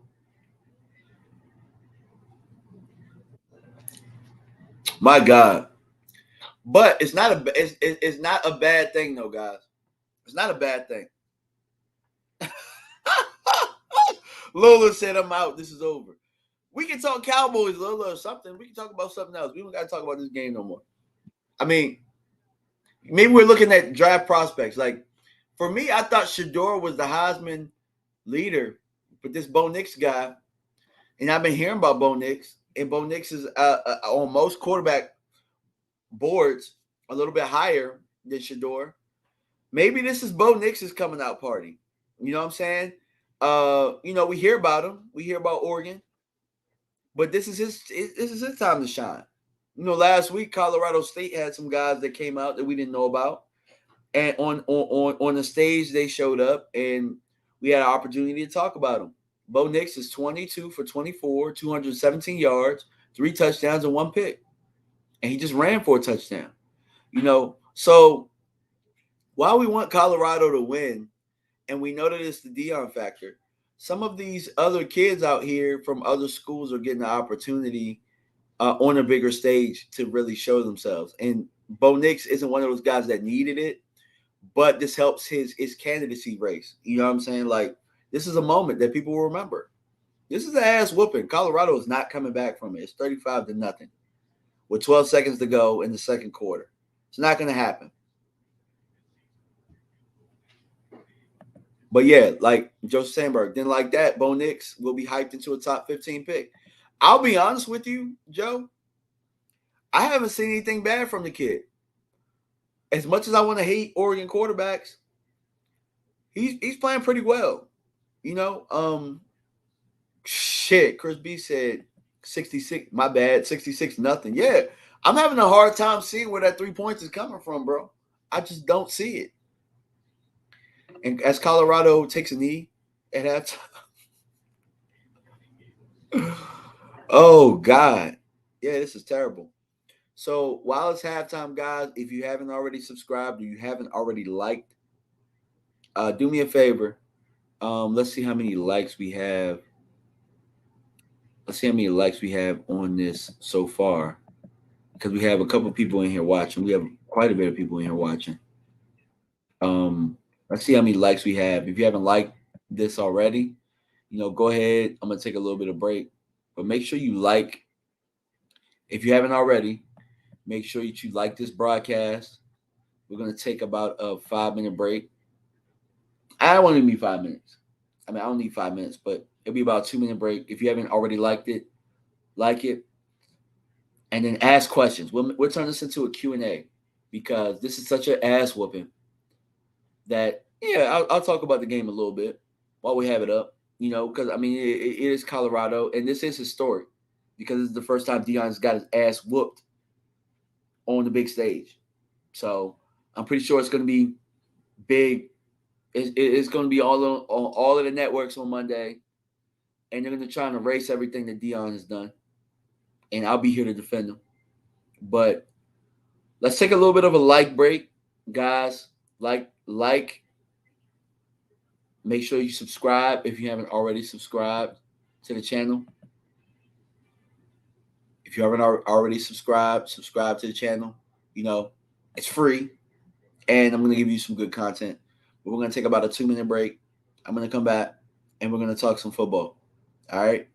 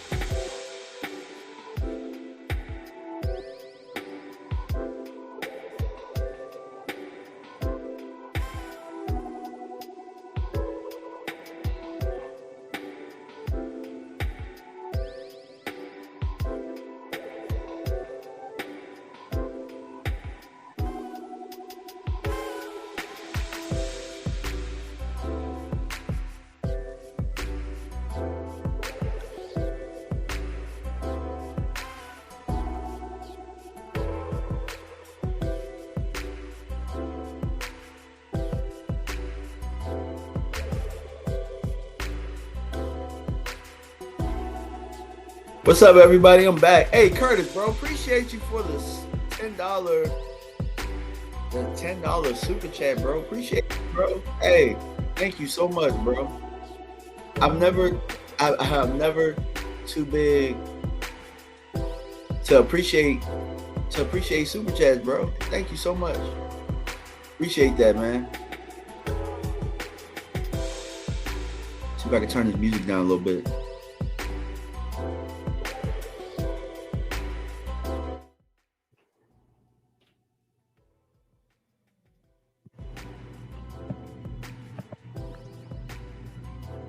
All right, so we back. I'm going to go to some of the comments right now. Timothy Jenkins, CU is getting their ass kicked. Yes, they are. But hey, it's a rite of passage, bro. Look, here's the thing. Everybody gets their ass kicked at some point. You know what I'm saying? It's football.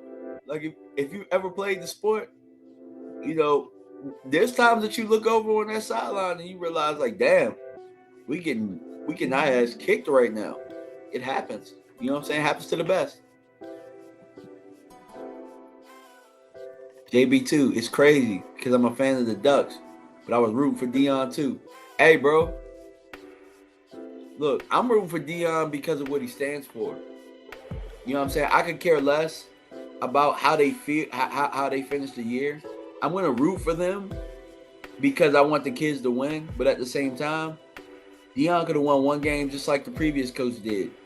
But I like what he stands for. I like what those kids stand for. Chris B says, Colorado ain't scoring a point. He's absolutely right. He's absolutely right. Shit, I should bet it. JB2 says they need defense in Colorado bad. Yeah, they need it real bad. Curtis Leggins, you should have put this with your super chat, bro. But I'm gonna read it anyway. Don't believe. I guess it was don't believe in Bo Nix's height. Wait for combine numbers and interviews. Yeah, I mean you're right. Also, there's a lot to, because it's not like Shedeur is going against Colorado's defense. You know what I'm saying? So that's fair. Skip says looks like Colorado finally played a football team. Yeah, they did. They did. Lola says it has to be a hella speech at halftime at least to score something. I mean, at this point, it's nothing you can really say. Look, I've been on the side of ass whippings like that, and it's like it's not much you can say. It's not much you can say. They know they're getting their ass whooped. They know why they're getting their ass whooped. They've been playing football long enough to know. But this is where pride comes in. And where there's pride, you got to kind of stand up for something. But for my Cowboys fans out there, I'm going to show y'all something.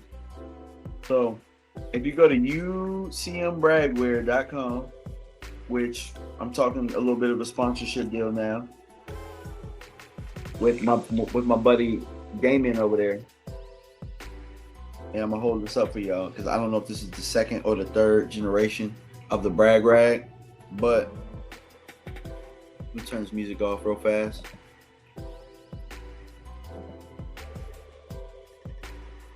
I feel like a DJ in here. I'm talking to y'all and there's music playing in the background and stuff, but with this brag rag, and I got another one up there, they got all of the Cowboys Super Bowls on there. You know what I'm saying? So I'll put it in the chat where y'all can go find you one for the Cowboy fans. It's not even just Cowboy fans. Actually, every team that has won a Super Bowl, they have a brag rag out there. So you see them bragwear.com. And although I don't get anything from it, I do feel like, I like to support people that are grinding. You know what I'm saying? I like to support people that are grinding, people that I know. It takes a lot to really, have a vision and try and try and bring it into fruition. You know what I'm saying? There's so many people out there. There's so many doubters out there. There's so many people telling you things that you can't do. We're taught at a young age, right? Like at a young age, you're taught, yes, you can do anything that you want to do. And then when you start dreaming, and then it becomes a certain point where people tell you, no, you can't do that. No, no, no. And you start hearing no, and you start believing that about yourself. And then you fall into the rat race. You fall into trying to please people, trying to do the things that you think people will want you to do. And then you kind of lose yourself. You kind of lose the imagination that you once had. But the people with imagination, those are the people that really make this world go. Because think about this, right? If there wasn't somebody out there that had the imagination to build the toilet, if there wasn't somebody out there that had the imagination to build the toilet, we would be standing around piles of crap all day. You know what I'm saying? Like somebody had to have the imagination for how to wire a house or to use electricity from lightning in order to for me to even be able to have the electricity to be able to talk to you guys right now. So when I see people that I know, people that I like, start businesses and try and get that imagination going again or that innovation going again, I have to support it, or I feel the duty to do that, right? Because that's what I'm doing for myself, you know, and I really appreciate that. So let me get back to it though. Joseph Sandberg, I don't have any dislike of Bo Nix playing Oregon. He just needed out of Auburn. It looks like, yeah, possibly, because he definitely didn't look this good.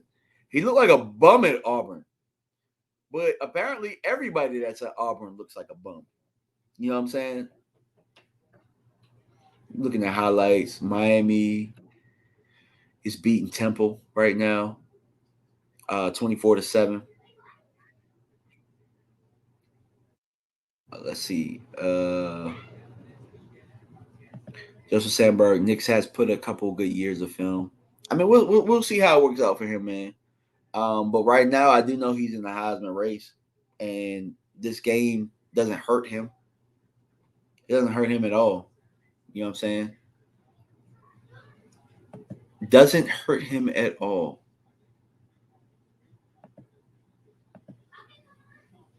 Let's see what else we got on the in the Twitter Spaces right now. Looks like my queen. Looks like Queen Bella left me. She in the doghouse for real.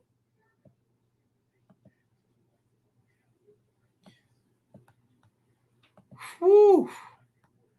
All right, let's look at some of my notifications. Oregon, Mr. Kima. Oregon making Colorado defense look like fools. Yeah. There's a lot of people that's agreeing with me. This is an ass whooping. The anonymous coach was right. All of that type of stuff. This is crazy. If you guys are taking a drink with me right now, like I just want to know what your drink of choice is. Like right now, mine is Tito's. Tito's is always a Saturday go to for me. It's either that or tequila. I like tequila a lot.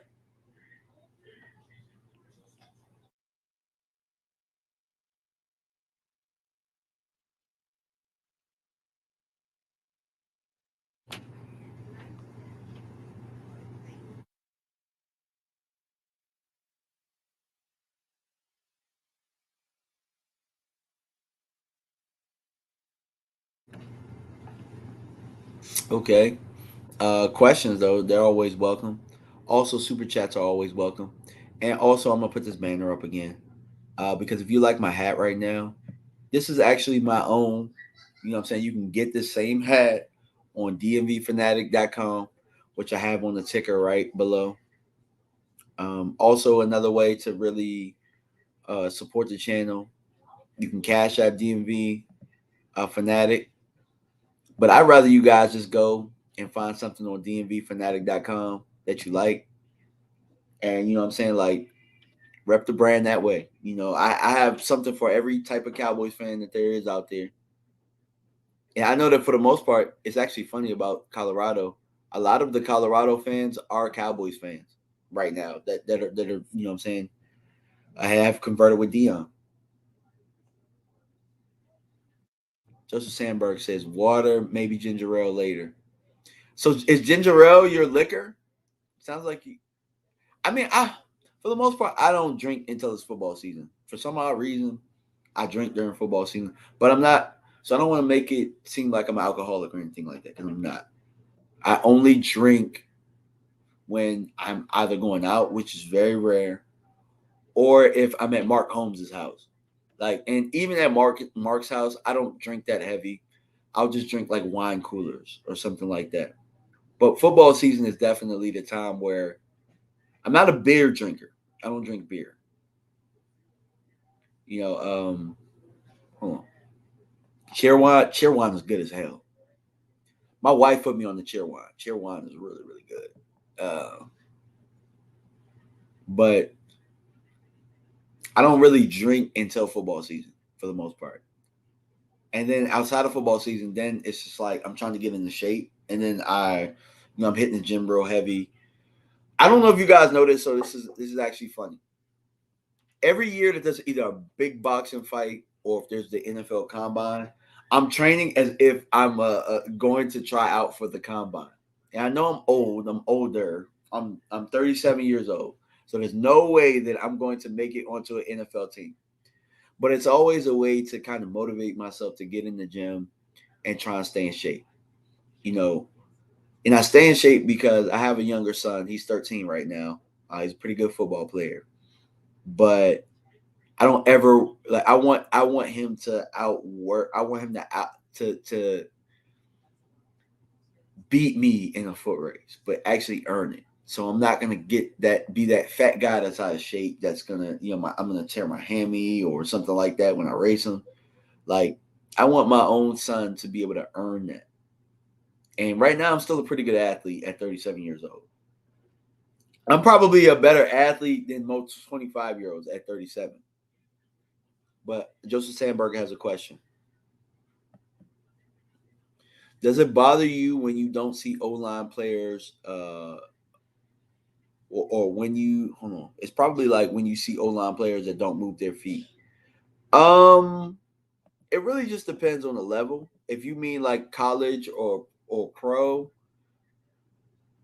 you know, it's really hard to find big guys that can move their feet that are really really athletic. And when you do, they're normally in the biggest programs in college, like the best schools. They'll find a way to get those guys there.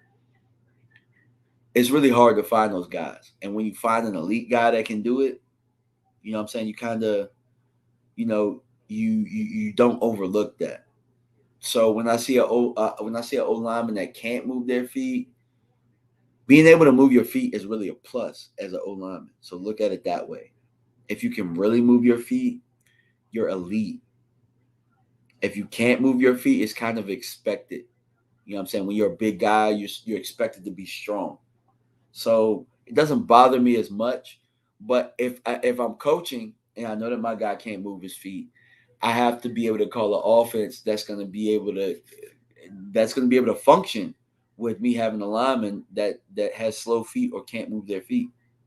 You know what I'm saying? Joe Sandberg means like draft prospects or NFL players, and that goes there as well. You know what I'm saying? Like when you got a big guy that can move their feet, that's really a plus. That's why multiple sports is very important, and you should push that to the young athletes that you do come across, because a lot of these athletes right now, what they're doing is they're specializing in one thing, and while they're specializing in one thing, they're not getting versed in other things. And so, what I've noticed is that um, athletes, the better ones, are 2 sport to 3 sport athletes. So, um, them being that, you're able to kind of get to them and tell them certain things. You're able to, like I can convert a basketball player to a football player real easy because a lot of the movements are the same. Now in basketball, you don't use as much strength and there's not as much contact, but a lot of the movements are the same.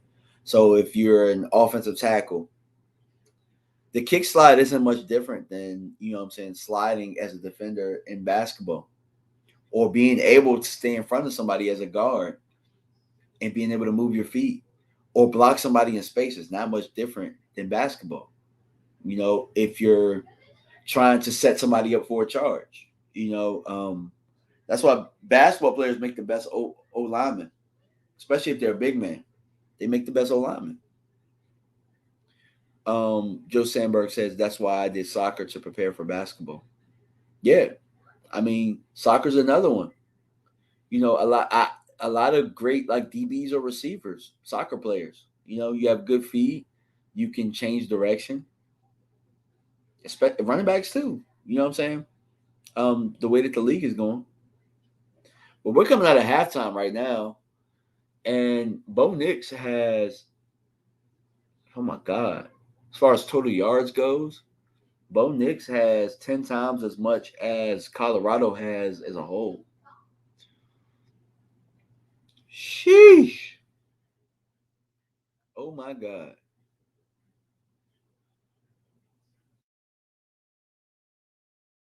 Yeah.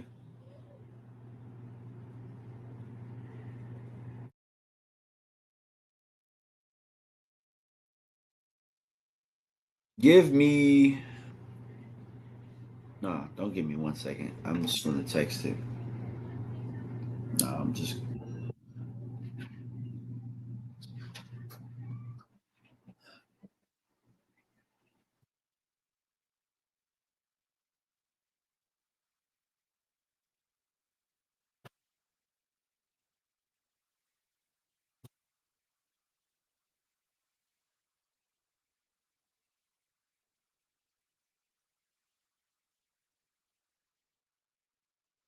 all right. So Colorado has the ball.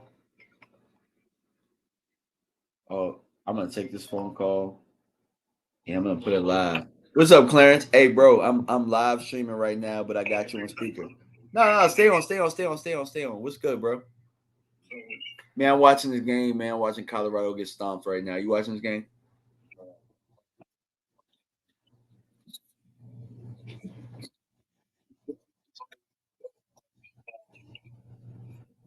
I mean, Colorado is just a better. I mean, Oregon is just a better football team, bro.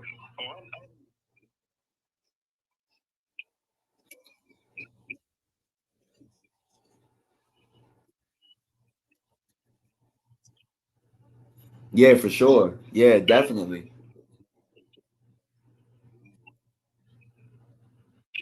Yeah, man. Hey, you see that hat? You see that hat I sent you, bro? Yeah, I'm wearing it right now on my stream, bro. Yeah.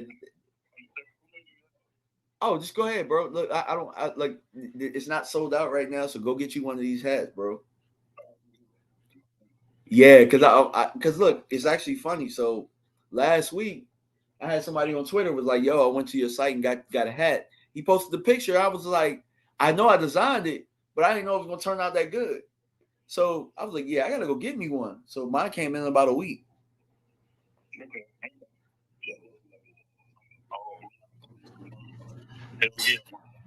Yeah, for sure. All right, bet. Yeah. I'll be there tomorrow. I'll be in March. All right. All right, guys. If you guys pay attention to Mark Holmes' channel, that was Clarence MIA. He hit me up. Uh, Somebody is calling me from Little Rock. I don't know nobody from Little Rock, so I ain't answering their phone. I should open the phone lines right now. Let me see if I can. See if anybody would want to talk during this game real fast.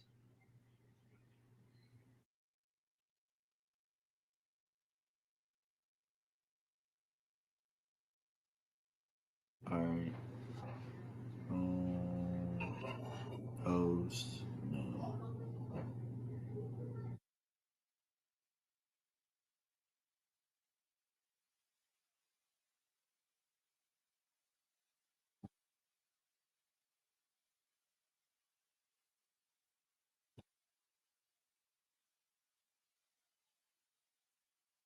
All right, so I'm gonna see how this works real fast.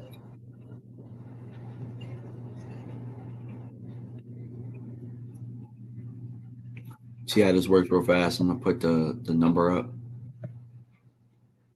See if it's the same number. It is. All right. So we have the call-in number right here at the bottom. All right. Feel free to call in. Here's my phone number right here.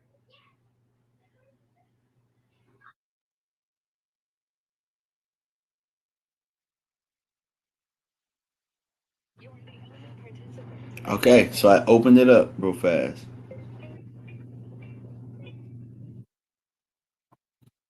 So feel free to call in and we can chat. You can definitely chat while this butt whooping is going on right now.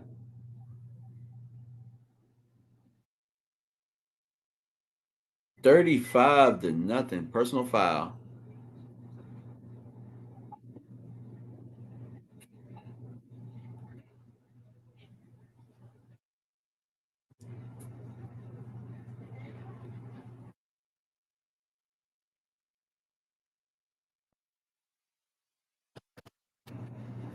It's 3rd and 18. That penalty doesn't help Colorado at all. They're just gonna run the football for about 7 to 8 yards, and they're just gonna punt it.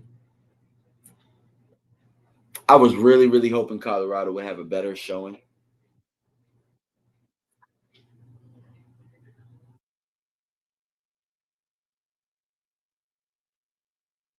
Yeah, feel free to call in, man. Call in because this is a route. So I like to talk about whatever it is you guys want to talk about.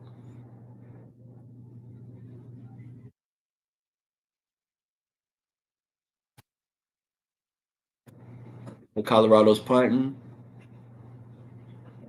It's a nice punt down to about the 6 yard line. It's gonna be returned.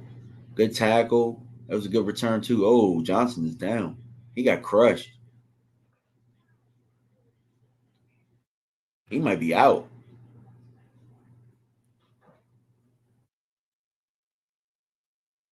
Special teams is brutal, man. Special teams is brutal. Joseph Sandberg, are you going to watch the Ohio State no versus Notre Dame for the trench wear fair? Probably not going. I actually have to go to a birthday party tonight for another Cowboys fan. So I'm going to a birthday party. I'm actually in a little bit. Like I have to get ready to go. I was hoping this game would be a little bit closer than what it is, but I mean, at least I'm ready for the birthday party.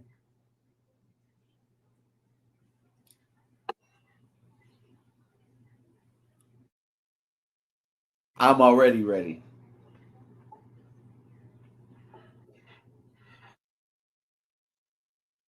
Who out there? Let me ask y'all a question. Who out there has any kids that are playing sports? You know, I'm just curious. You know, how many of you guys have any kids that are playing sports or have any activities? I have to ask a question. So the question is, right? Like, because a lot of times, you know, we talk about multiple sports, right? How do you guys feel about playing multiple sports at one time? I'm just curious about that because that's something that I'm dealing with as a coach right now, where we have guys that play multiple sports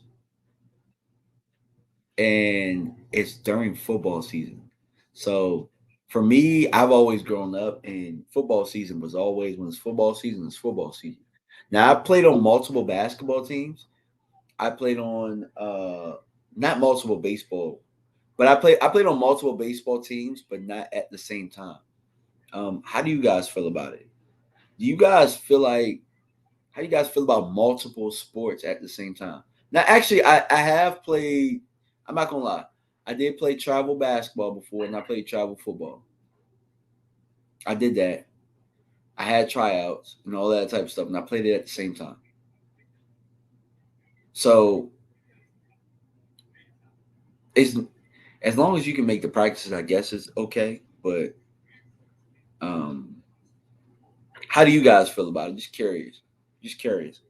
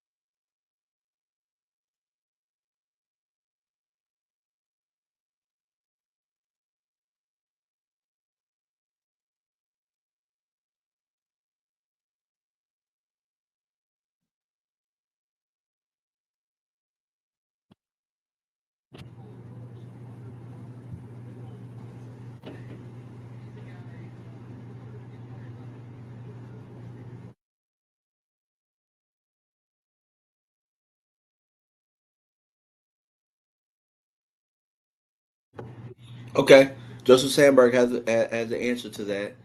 Only if you can keep all commitments to both of your teams. And yeah, I appreciate that.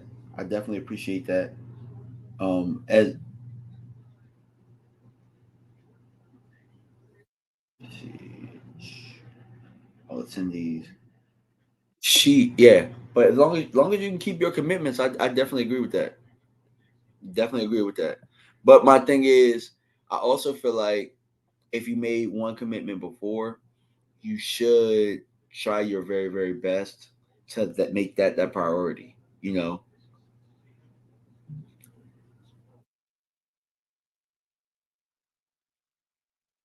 All right, so 2nd and 2 for Oregon. Bo Nix is still in the game. 10 minutes left. They'll probably let him ride it out to about the third for 3 quarters. Oh, big completion.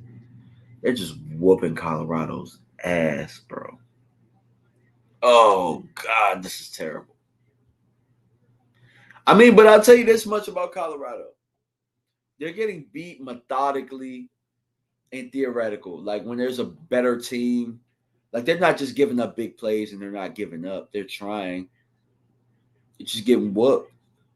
It's just getting whooped. You know what I'm saying? And that's how it should be when the team is just better. So just a pass interference. It's probably gonna be 15 yards. They'll probably cut it in half to where it is.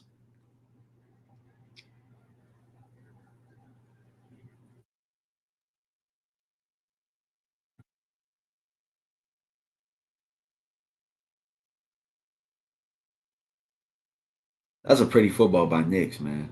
He almost came down with it too. I think if he had both hands, he was getting held by the other one.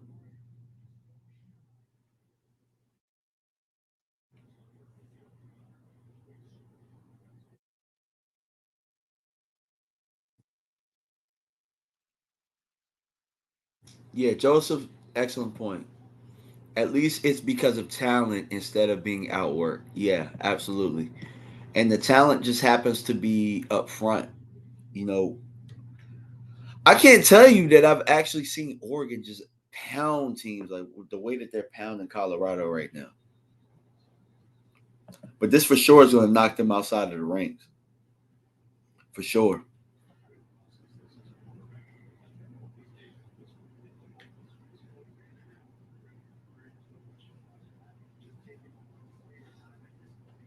I think I think it would help if Shador could somehow get in the end zone here.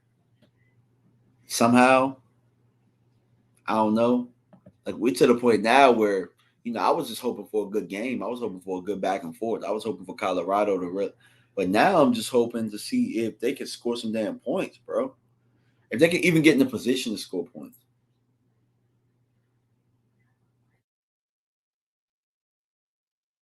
they just get in the position to score points.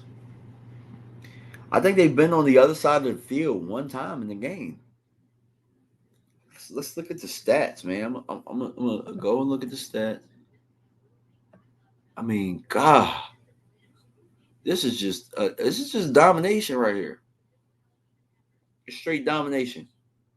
One side winning everything. Colorado got one interception. Look, Colorado has no kick returns. They have no punt return. They have nothing in kicking. Their punter is very, very busy. That might the punter might be the highlight of the afternoon for them.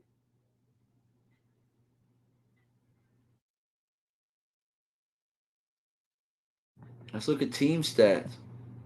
Team stats. Oregon has 24 first downs to 5 for Colorado. Total yards. Colorado has negative 34 in rushing. You can't win games like that. They're gonna have to find a way to run the football because if Shador isn't going to use his legs, or they're not going to use his legs in their offense, they're gonna have to find a way to run the football. If not, what's gonna happen is it's a copycat league.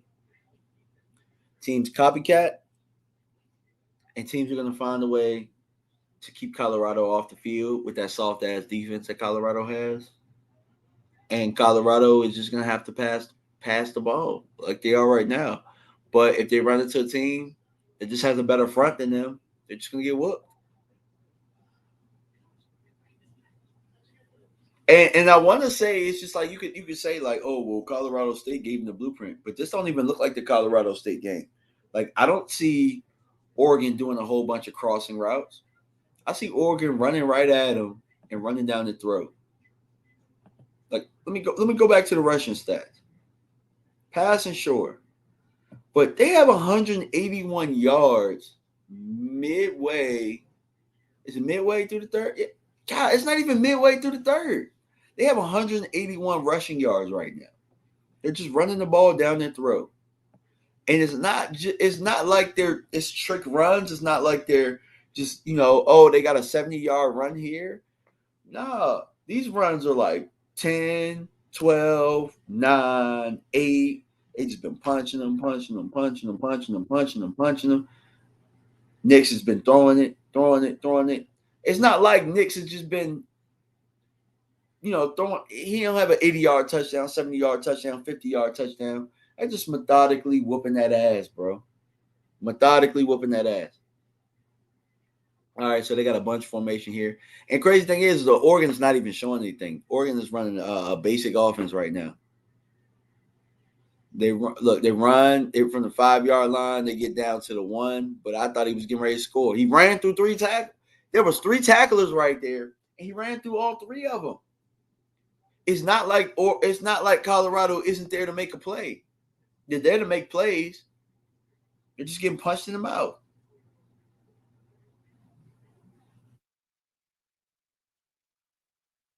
They're just getting punched in the mouth.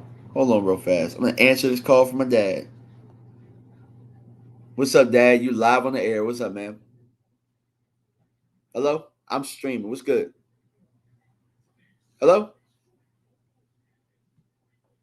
Oh, I guess he didn't.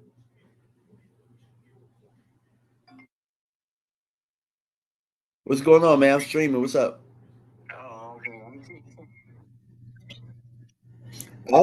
They just better than they that much better than Colorado. That's not gonna fit. That's not gonna fit. Really? No, I'd cut it in half and make 2 Yeah. chairs. Those are the people who know you're in. Okay. All right.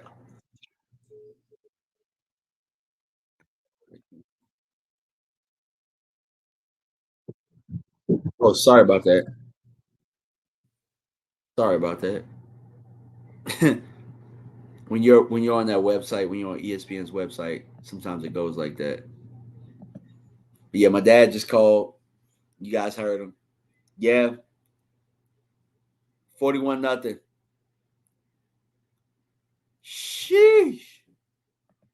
I'll be honest with you guys. I didn't think it would be this bad.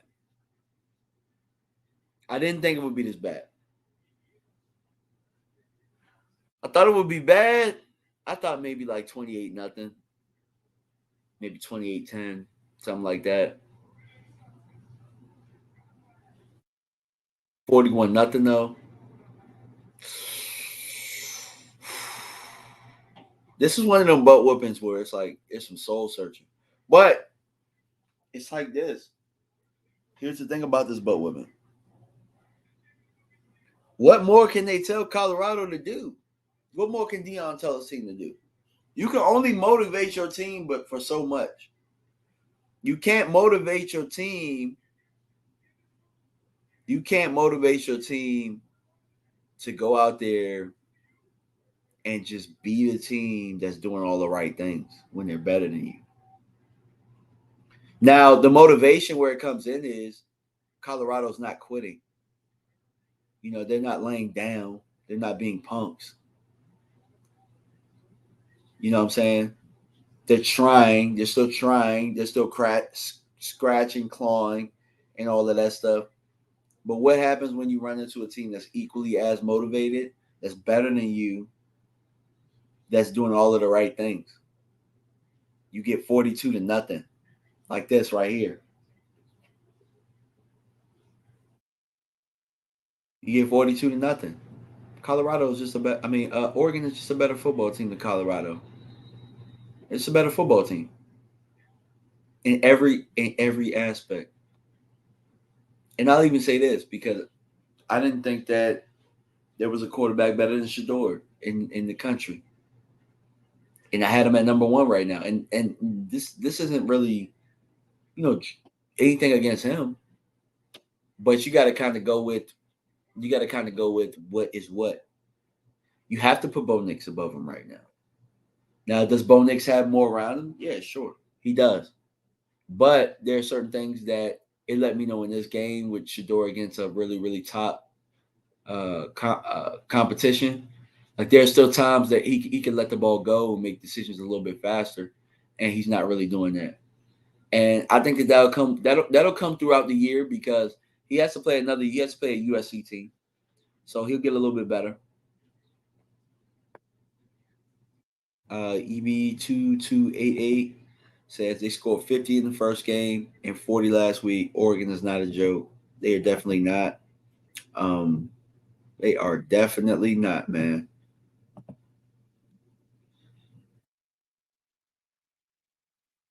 Colorado with a rare run right now on second down, and they bring it to about 3rd and 5.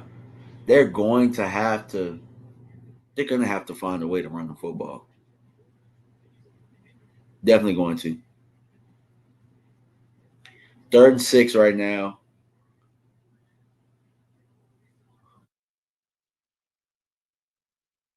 They send a blitz. They send 8. Did they send 8 or maybe 7? I think they sent 7. He gets sacked. They got to punt the ball. Surprise, surprise.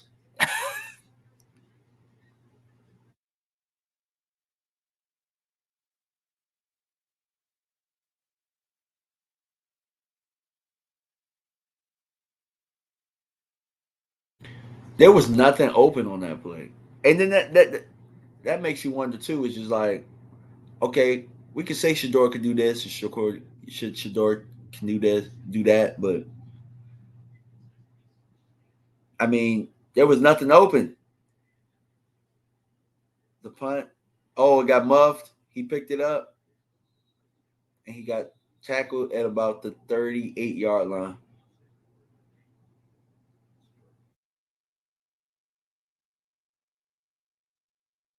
Third quarter, 7:09. I think I might just run this until the rest of the third quarter, and then I might just end it because there ain't nothing we gonna see more out of this game.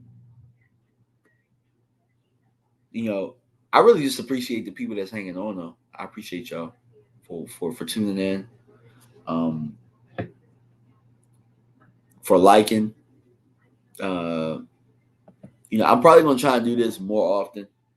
I haven't gone I haven't gone live very, very often, but I'm probably trying to start doing it a little bit more as the season has started.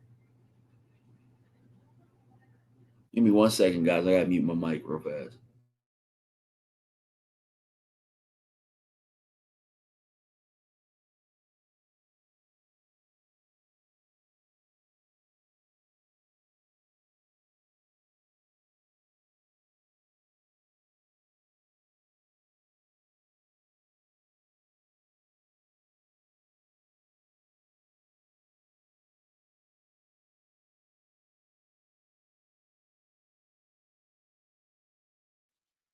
Okay, I'm back. Sorry about that.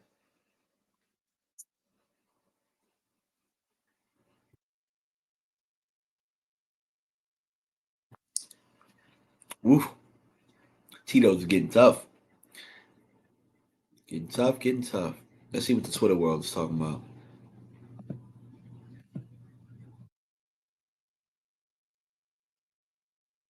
I got J Tuck says the Colorado haters going to see what happens when they play real team, but Oregon and USC just real teams. These well-oiled machines. It takes years to get close these gaps. It won't happen overnight.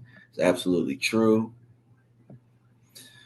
Big Game James, you knew this was coming. Prime made y'all get hyped up for a team that was 1-11 last year. Mission accomplished. You are on every team radar now. Foots the King says you can tell who knows college football and who doesn't. Nobody thought Colorado would win this game. They just don't have enough. I want Oregon's coach to keep this energy versus Washington and USC. J. Chuck on another one. Bo Nix will finally be actually in the draft this year. He's been on mock draft simulators for 4 years. That's pretty funny.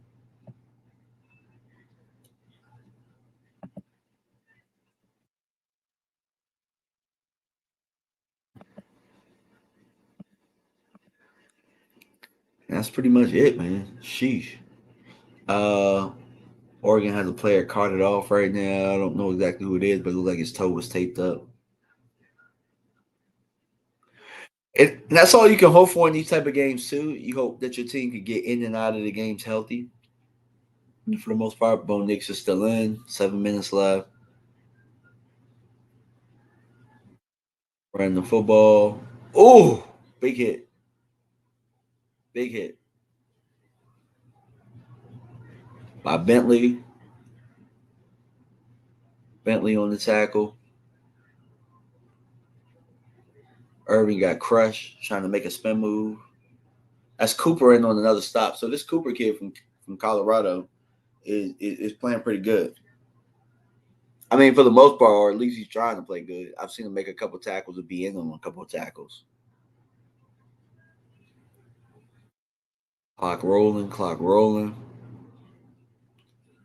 Bo Nix is passing. Oh, he got his face mask ripped. They're gonna give that's a 15-yard penalty right there.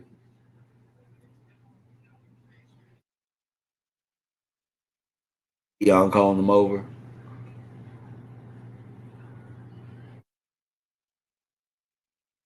I think you're gonna learn about a lot about Deion's character, too, after this week. How he takes a loss, how he deals with the media, how he teaches his boys how to deal with the loss. I'm pretty sure Deion has been on the other ends of this before. I'm fairly certain he's going to handle it with class. I'm fairly certain that people won't have much to talk about, but I do know that there will be the haters that say, "Ha ha ha ha! See, I told you." Bo Nix on the RPO. They get out to about the 40 for about maybe 4 or 5 yards.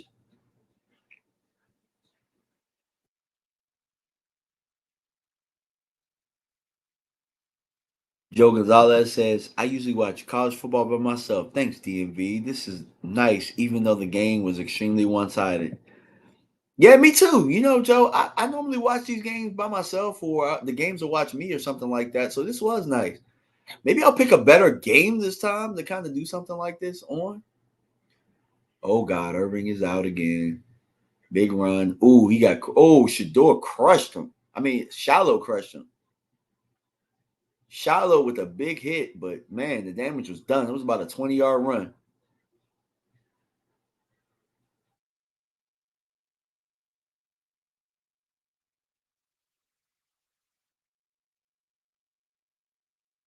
They're down about the 21-yard line.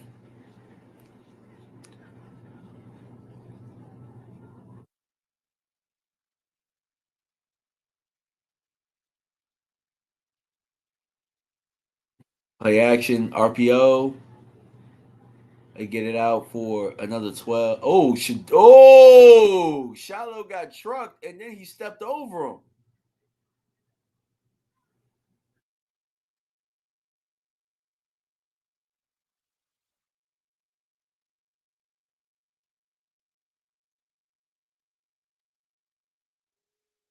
Come on, Shallow. You can't let him do you like that, dog. No.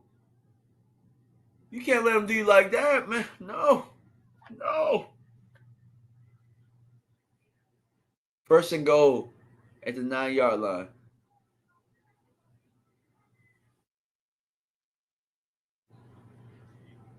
Shallow just smacked somebody in the side of the helmet.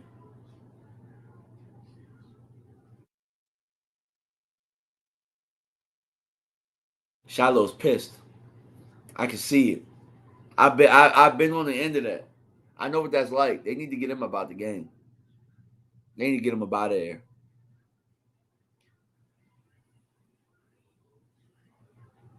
Meaning You know what I'm saying? Live to fight another day. Get his back up in there. You know what I'm saying? Like before he do something. I don't think he's gonna do something stupid, but just get him out of there. Second and goal. Knicks actually, it looked like it was a good throw. It looked like the receiver might have dropped it, Casper. So it's third and goal now. Hopefully they can get a damn stop here at the goal line. But hell, Oregon has not had to kick a field goal all day.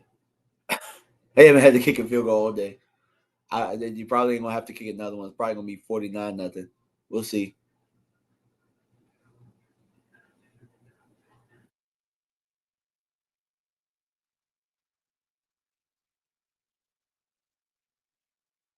Ball snap, get it out to the flats, and they make a tackle.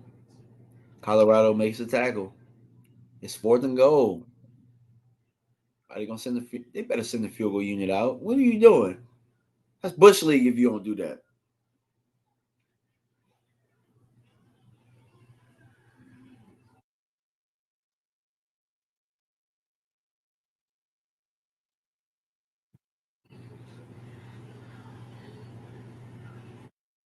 They're going for it. Oh my God, they're going for it on fourth and goal. This is Bush League right here. This is sending a message. Pass. Knicks has nobody. Colorado made a stop. I like it. That was sending a message in my opinion. One that I didn't like. I'm glad Colorado stopped him because that was bullshit. That was bullshit. Is what that was.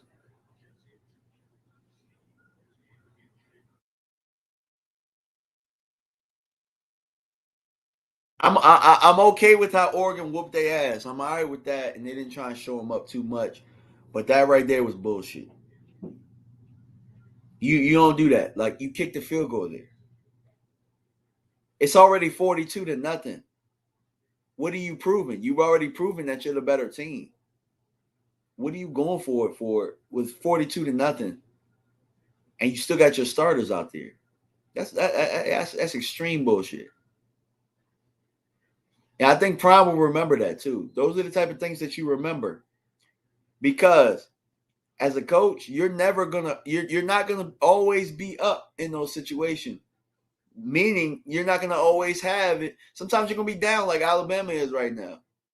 And another coach is gonna watch that at some point. Because think about it. When Oregon goes up and you play the Ohio States and you play the Georgias and stuff like that, those guys would have kicked the field goal there. Now when they play against you, I hope they go for it. I hope they go for it when they're whooping your ass. Because it's going to happen because y'all really soft. Oregon really soft. They just going up against a Colorado team that's softer than them. So I hope when Georgia get up against you, if y'all play in the playoffs, they whoop y'all ass and they keep the pedal to the metal. Because that was bullshit. I hope Georgia do that same shit to y'all. Because we know y'all get punked by Georgia. We know y'all get punked by them SEC team. We know y'all get punked. Keep that same, yeah. Foots was right. I hope they keep that same energy. That was Bush League right there. And I hope the media, I hope they come with the energy of the questions of why you did that bullshit. It's 1st and 20 though. Colorado had a penalty. Shador goes, oh God. I don't know why he keep going at that kid. Number 5 is just that dude. Jackson's just that dude, bro. But I think his receiver kind of fell down on that one. I think his receiver fell down. Jackson was beat.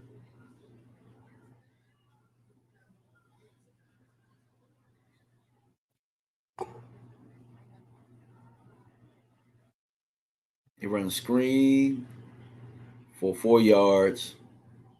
It's about to be 3rd and 16 here.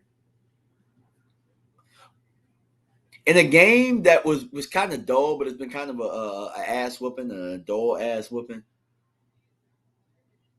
You know, I was cool, but when they went forward on 4th and 5 at the goal line, the 42-0 ass whooping that's going on right now, I really hope Oregon has all. I really hope that bad things come to that. Oh, okay, they got a first down. Colorado got a first down. I really hope when they run into a football team that's good, I hope they run it up the same way. As a coach, I don't like seeing stuff like that. I just don't. What's up, Willie? How you doing, Willie? Okay, 5-yard run for Colorado. Okay, maybe they got pissed off by it. Maybe they score some points down here, or they score some points on this one. 32 seconds left in the third quarter.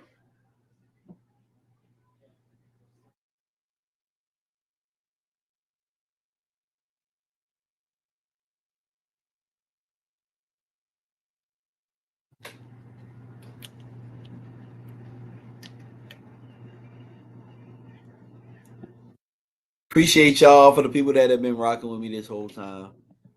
Even though it's a butt whooping, like I appreciate y'all.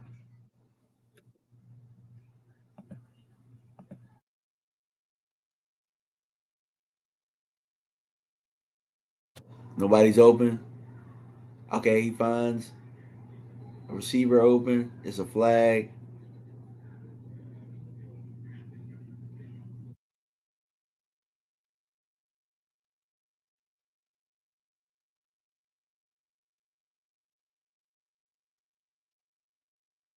Offensive pass interference.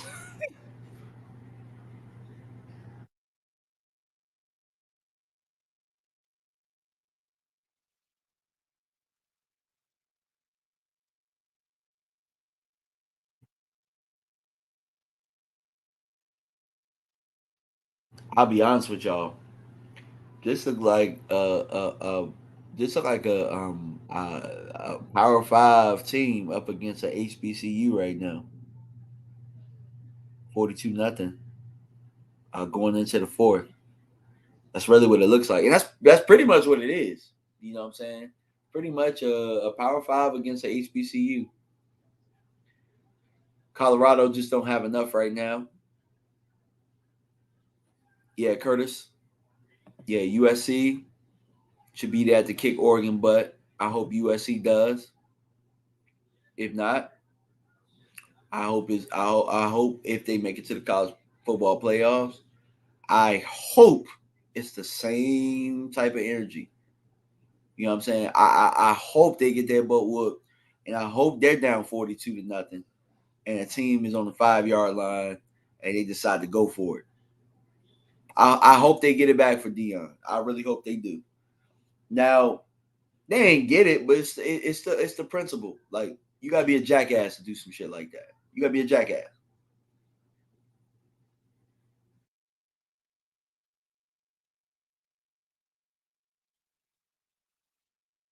Like, at this point, Oregon they really could get their starters up out of there.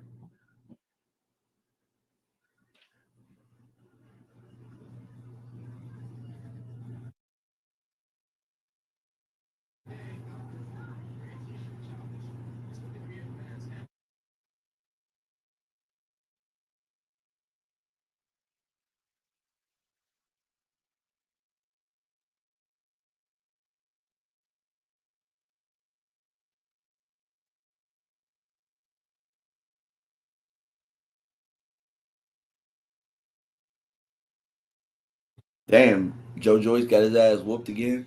Talking about boxing. Sheesh. Got his ass sat down. Woof. Yeah, Joe. Oregon starters are still in the game. Yeah, they're still in. Now, it's not uncustomary, like, for them not to be in. But at this point now, they should probably be out 42-0. Probably get your starters out. It's the fourth quarter starting. Probably can get them out now. But we'll see how these coaches do. I mean, these coaches are coaching at a higher level than I am.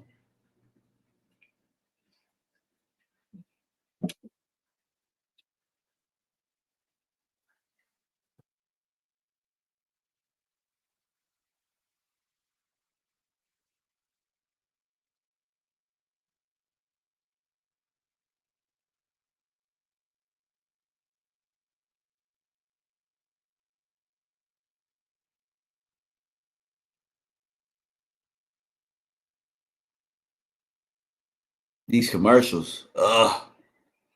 But yeah, man, I told you I was gonna end it by the start of the fourth. What I'm gonna do is I think they're still driving, so I'll end it once Colorado stops their drive on offense.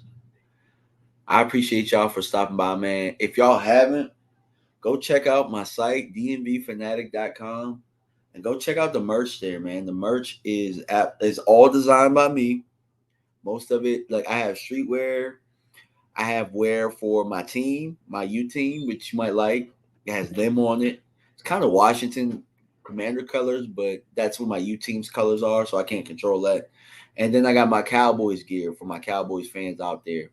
We got some nice stuff out there. I got stuff that's geared towards the defense. Got stuff that's geared towards the offense. I got stuff that's geared towards just Micah by itself, Micah and Trayvon Diggs. So go check it out.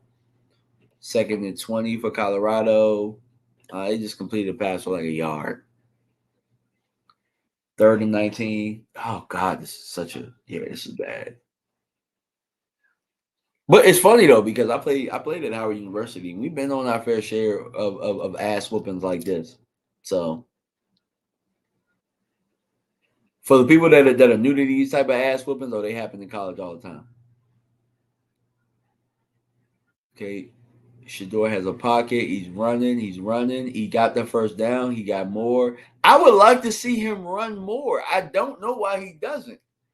He just kind of waits for guys to get open, and he doesn't have the offensive line that he can really stay back there. Like he's probably the most sacked quarterback in college football, and he can run. Like he just ran for like 25 yards there. He got sacked now. He just got sacked there. He stays in the pocket a little bit too much for me. When things break down, like your offensive line ain't that good, bro. Your offensive line is not that good.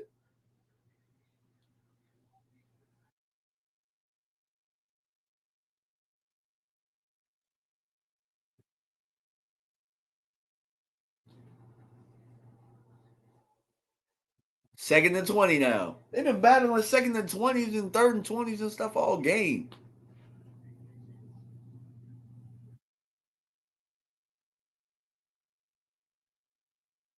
Okay, it's a run.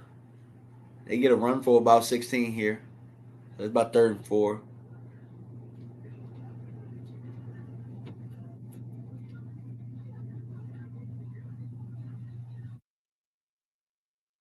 We got a false start.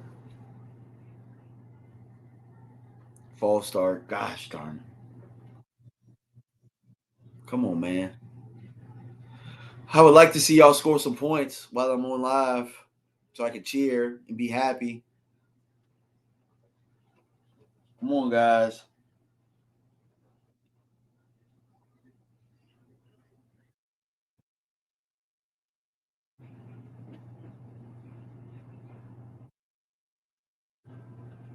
Come on, guys. 3rd and 8 now.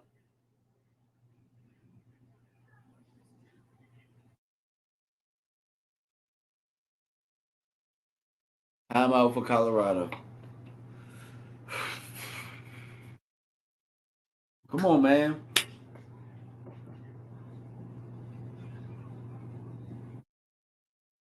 At this point, I'm just gonna cut. Might as well cut the stats, man. Shoot.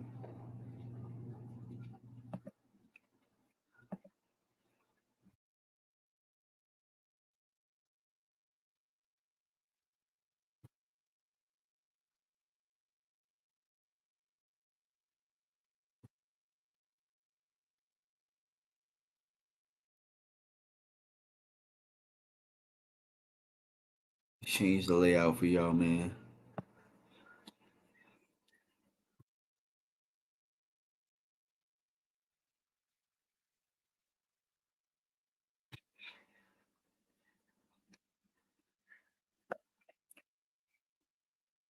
Appreciate y'all, man. There's a couple of people that's still in here, man.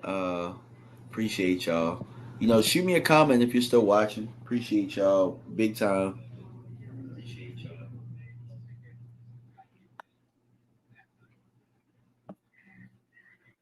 Shoot me a comment. I also still want to I'm gonna double back on this Curtis, man. I appreciate Appreciate this super chat right here. Appreciate that big time.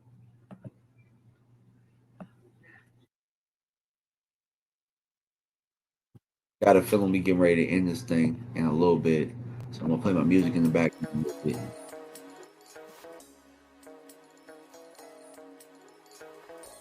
Yo, you still hanging with me? Appreciate you. Appreciate you.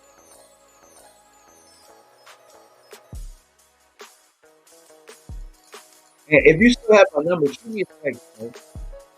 That way, I think I still have your number, but I did delete a lot on my phone so that I can have some storage. So, shoot me a text if you still have my number.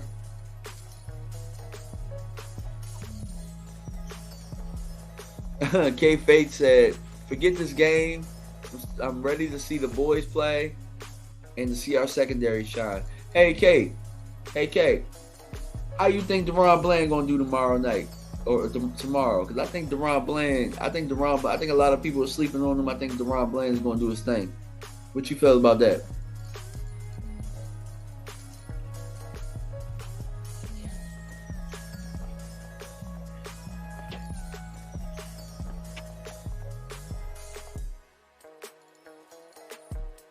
Now, what I want to tell y'all is, this was my first time doing the college football thing. I think next time I'm going to have some more guests. I'm going to plan this a little bit better. I'm going to plan it a little bit better based on my schedule, because today I had some free time, so I didn't expect to be able to watch this Colorado game. But next time when we do this, we're going to do it right. I'm gonna have some folks on here, and we're going to be talking. We're going to be going back and forth. We're going to have a good time. We going to have us a drink. We're going to kick back. Because that's what Saturdays are for. You know what I'm saying? I might see if my boys, my Florida boys, my boys that love the Gators, I might see if they want to get on the channel. We go back and forth about the Florida game. Who likes the Gators out there? If anybody likes the Gators, you know what I'm saying? Put the Gators in the chat. Okay, Kay says that Bland gonna get 2 picks. EB2288 says Bland will do very good in that game. He can get picks. Yeah, see, we us Cowboy fans, we know about it. You know what I'm saying? The national media, they don't know about it. So they're going to hate on it. All right, it's 3rd and 8. Shador got the ball. Got a pocket. Delivers a pass. The leg hit the ground. It's 4th and 8. Should they punt the ball? Should they go for it?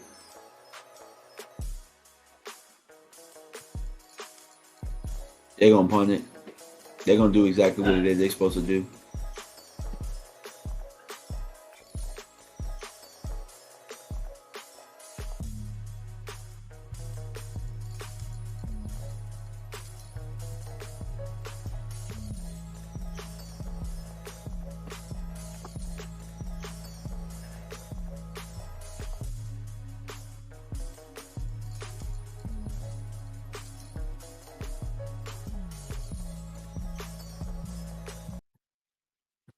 They say got a punt down inside the 10.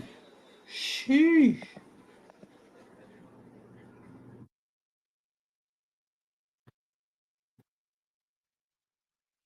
Crazy. This game was terrible.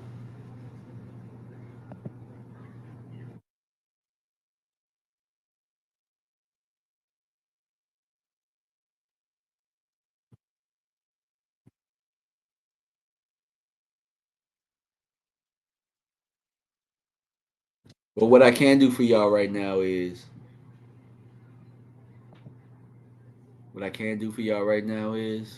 I can show y'all like some things I've been working on.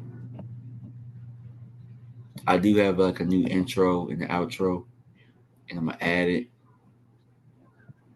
to my video clips. Intro, outro, intro, outro. And I'll show you my outro on the way out. All right. I appreciate y'all for stopping by. As it's downloading. The Oregon's got his backups in. The backups are even doing work. This is terrible. But I appreciate y'all for stopping by. I'm gonna wait for this outro to come up. And if you don't do anything else, man, go visit dmvfanatic.com. Okay. Okay, yeah, Joe just texted me, so I got her number. Appreciate y'all. If y'all do anything else, go check out dmvfanatic.com. Not asking you to buy anything, just go check it out. Go support your boy. I do not feel bad for Sanders. This is a part of the process. You know what I'm saying? You get beat. Sometimes you get beat. Sometimes you don't. You know what I'm saying? So, they'll be all right. But I want to share something with y'all while I'm on the way out. My new outro, and then I'm gone.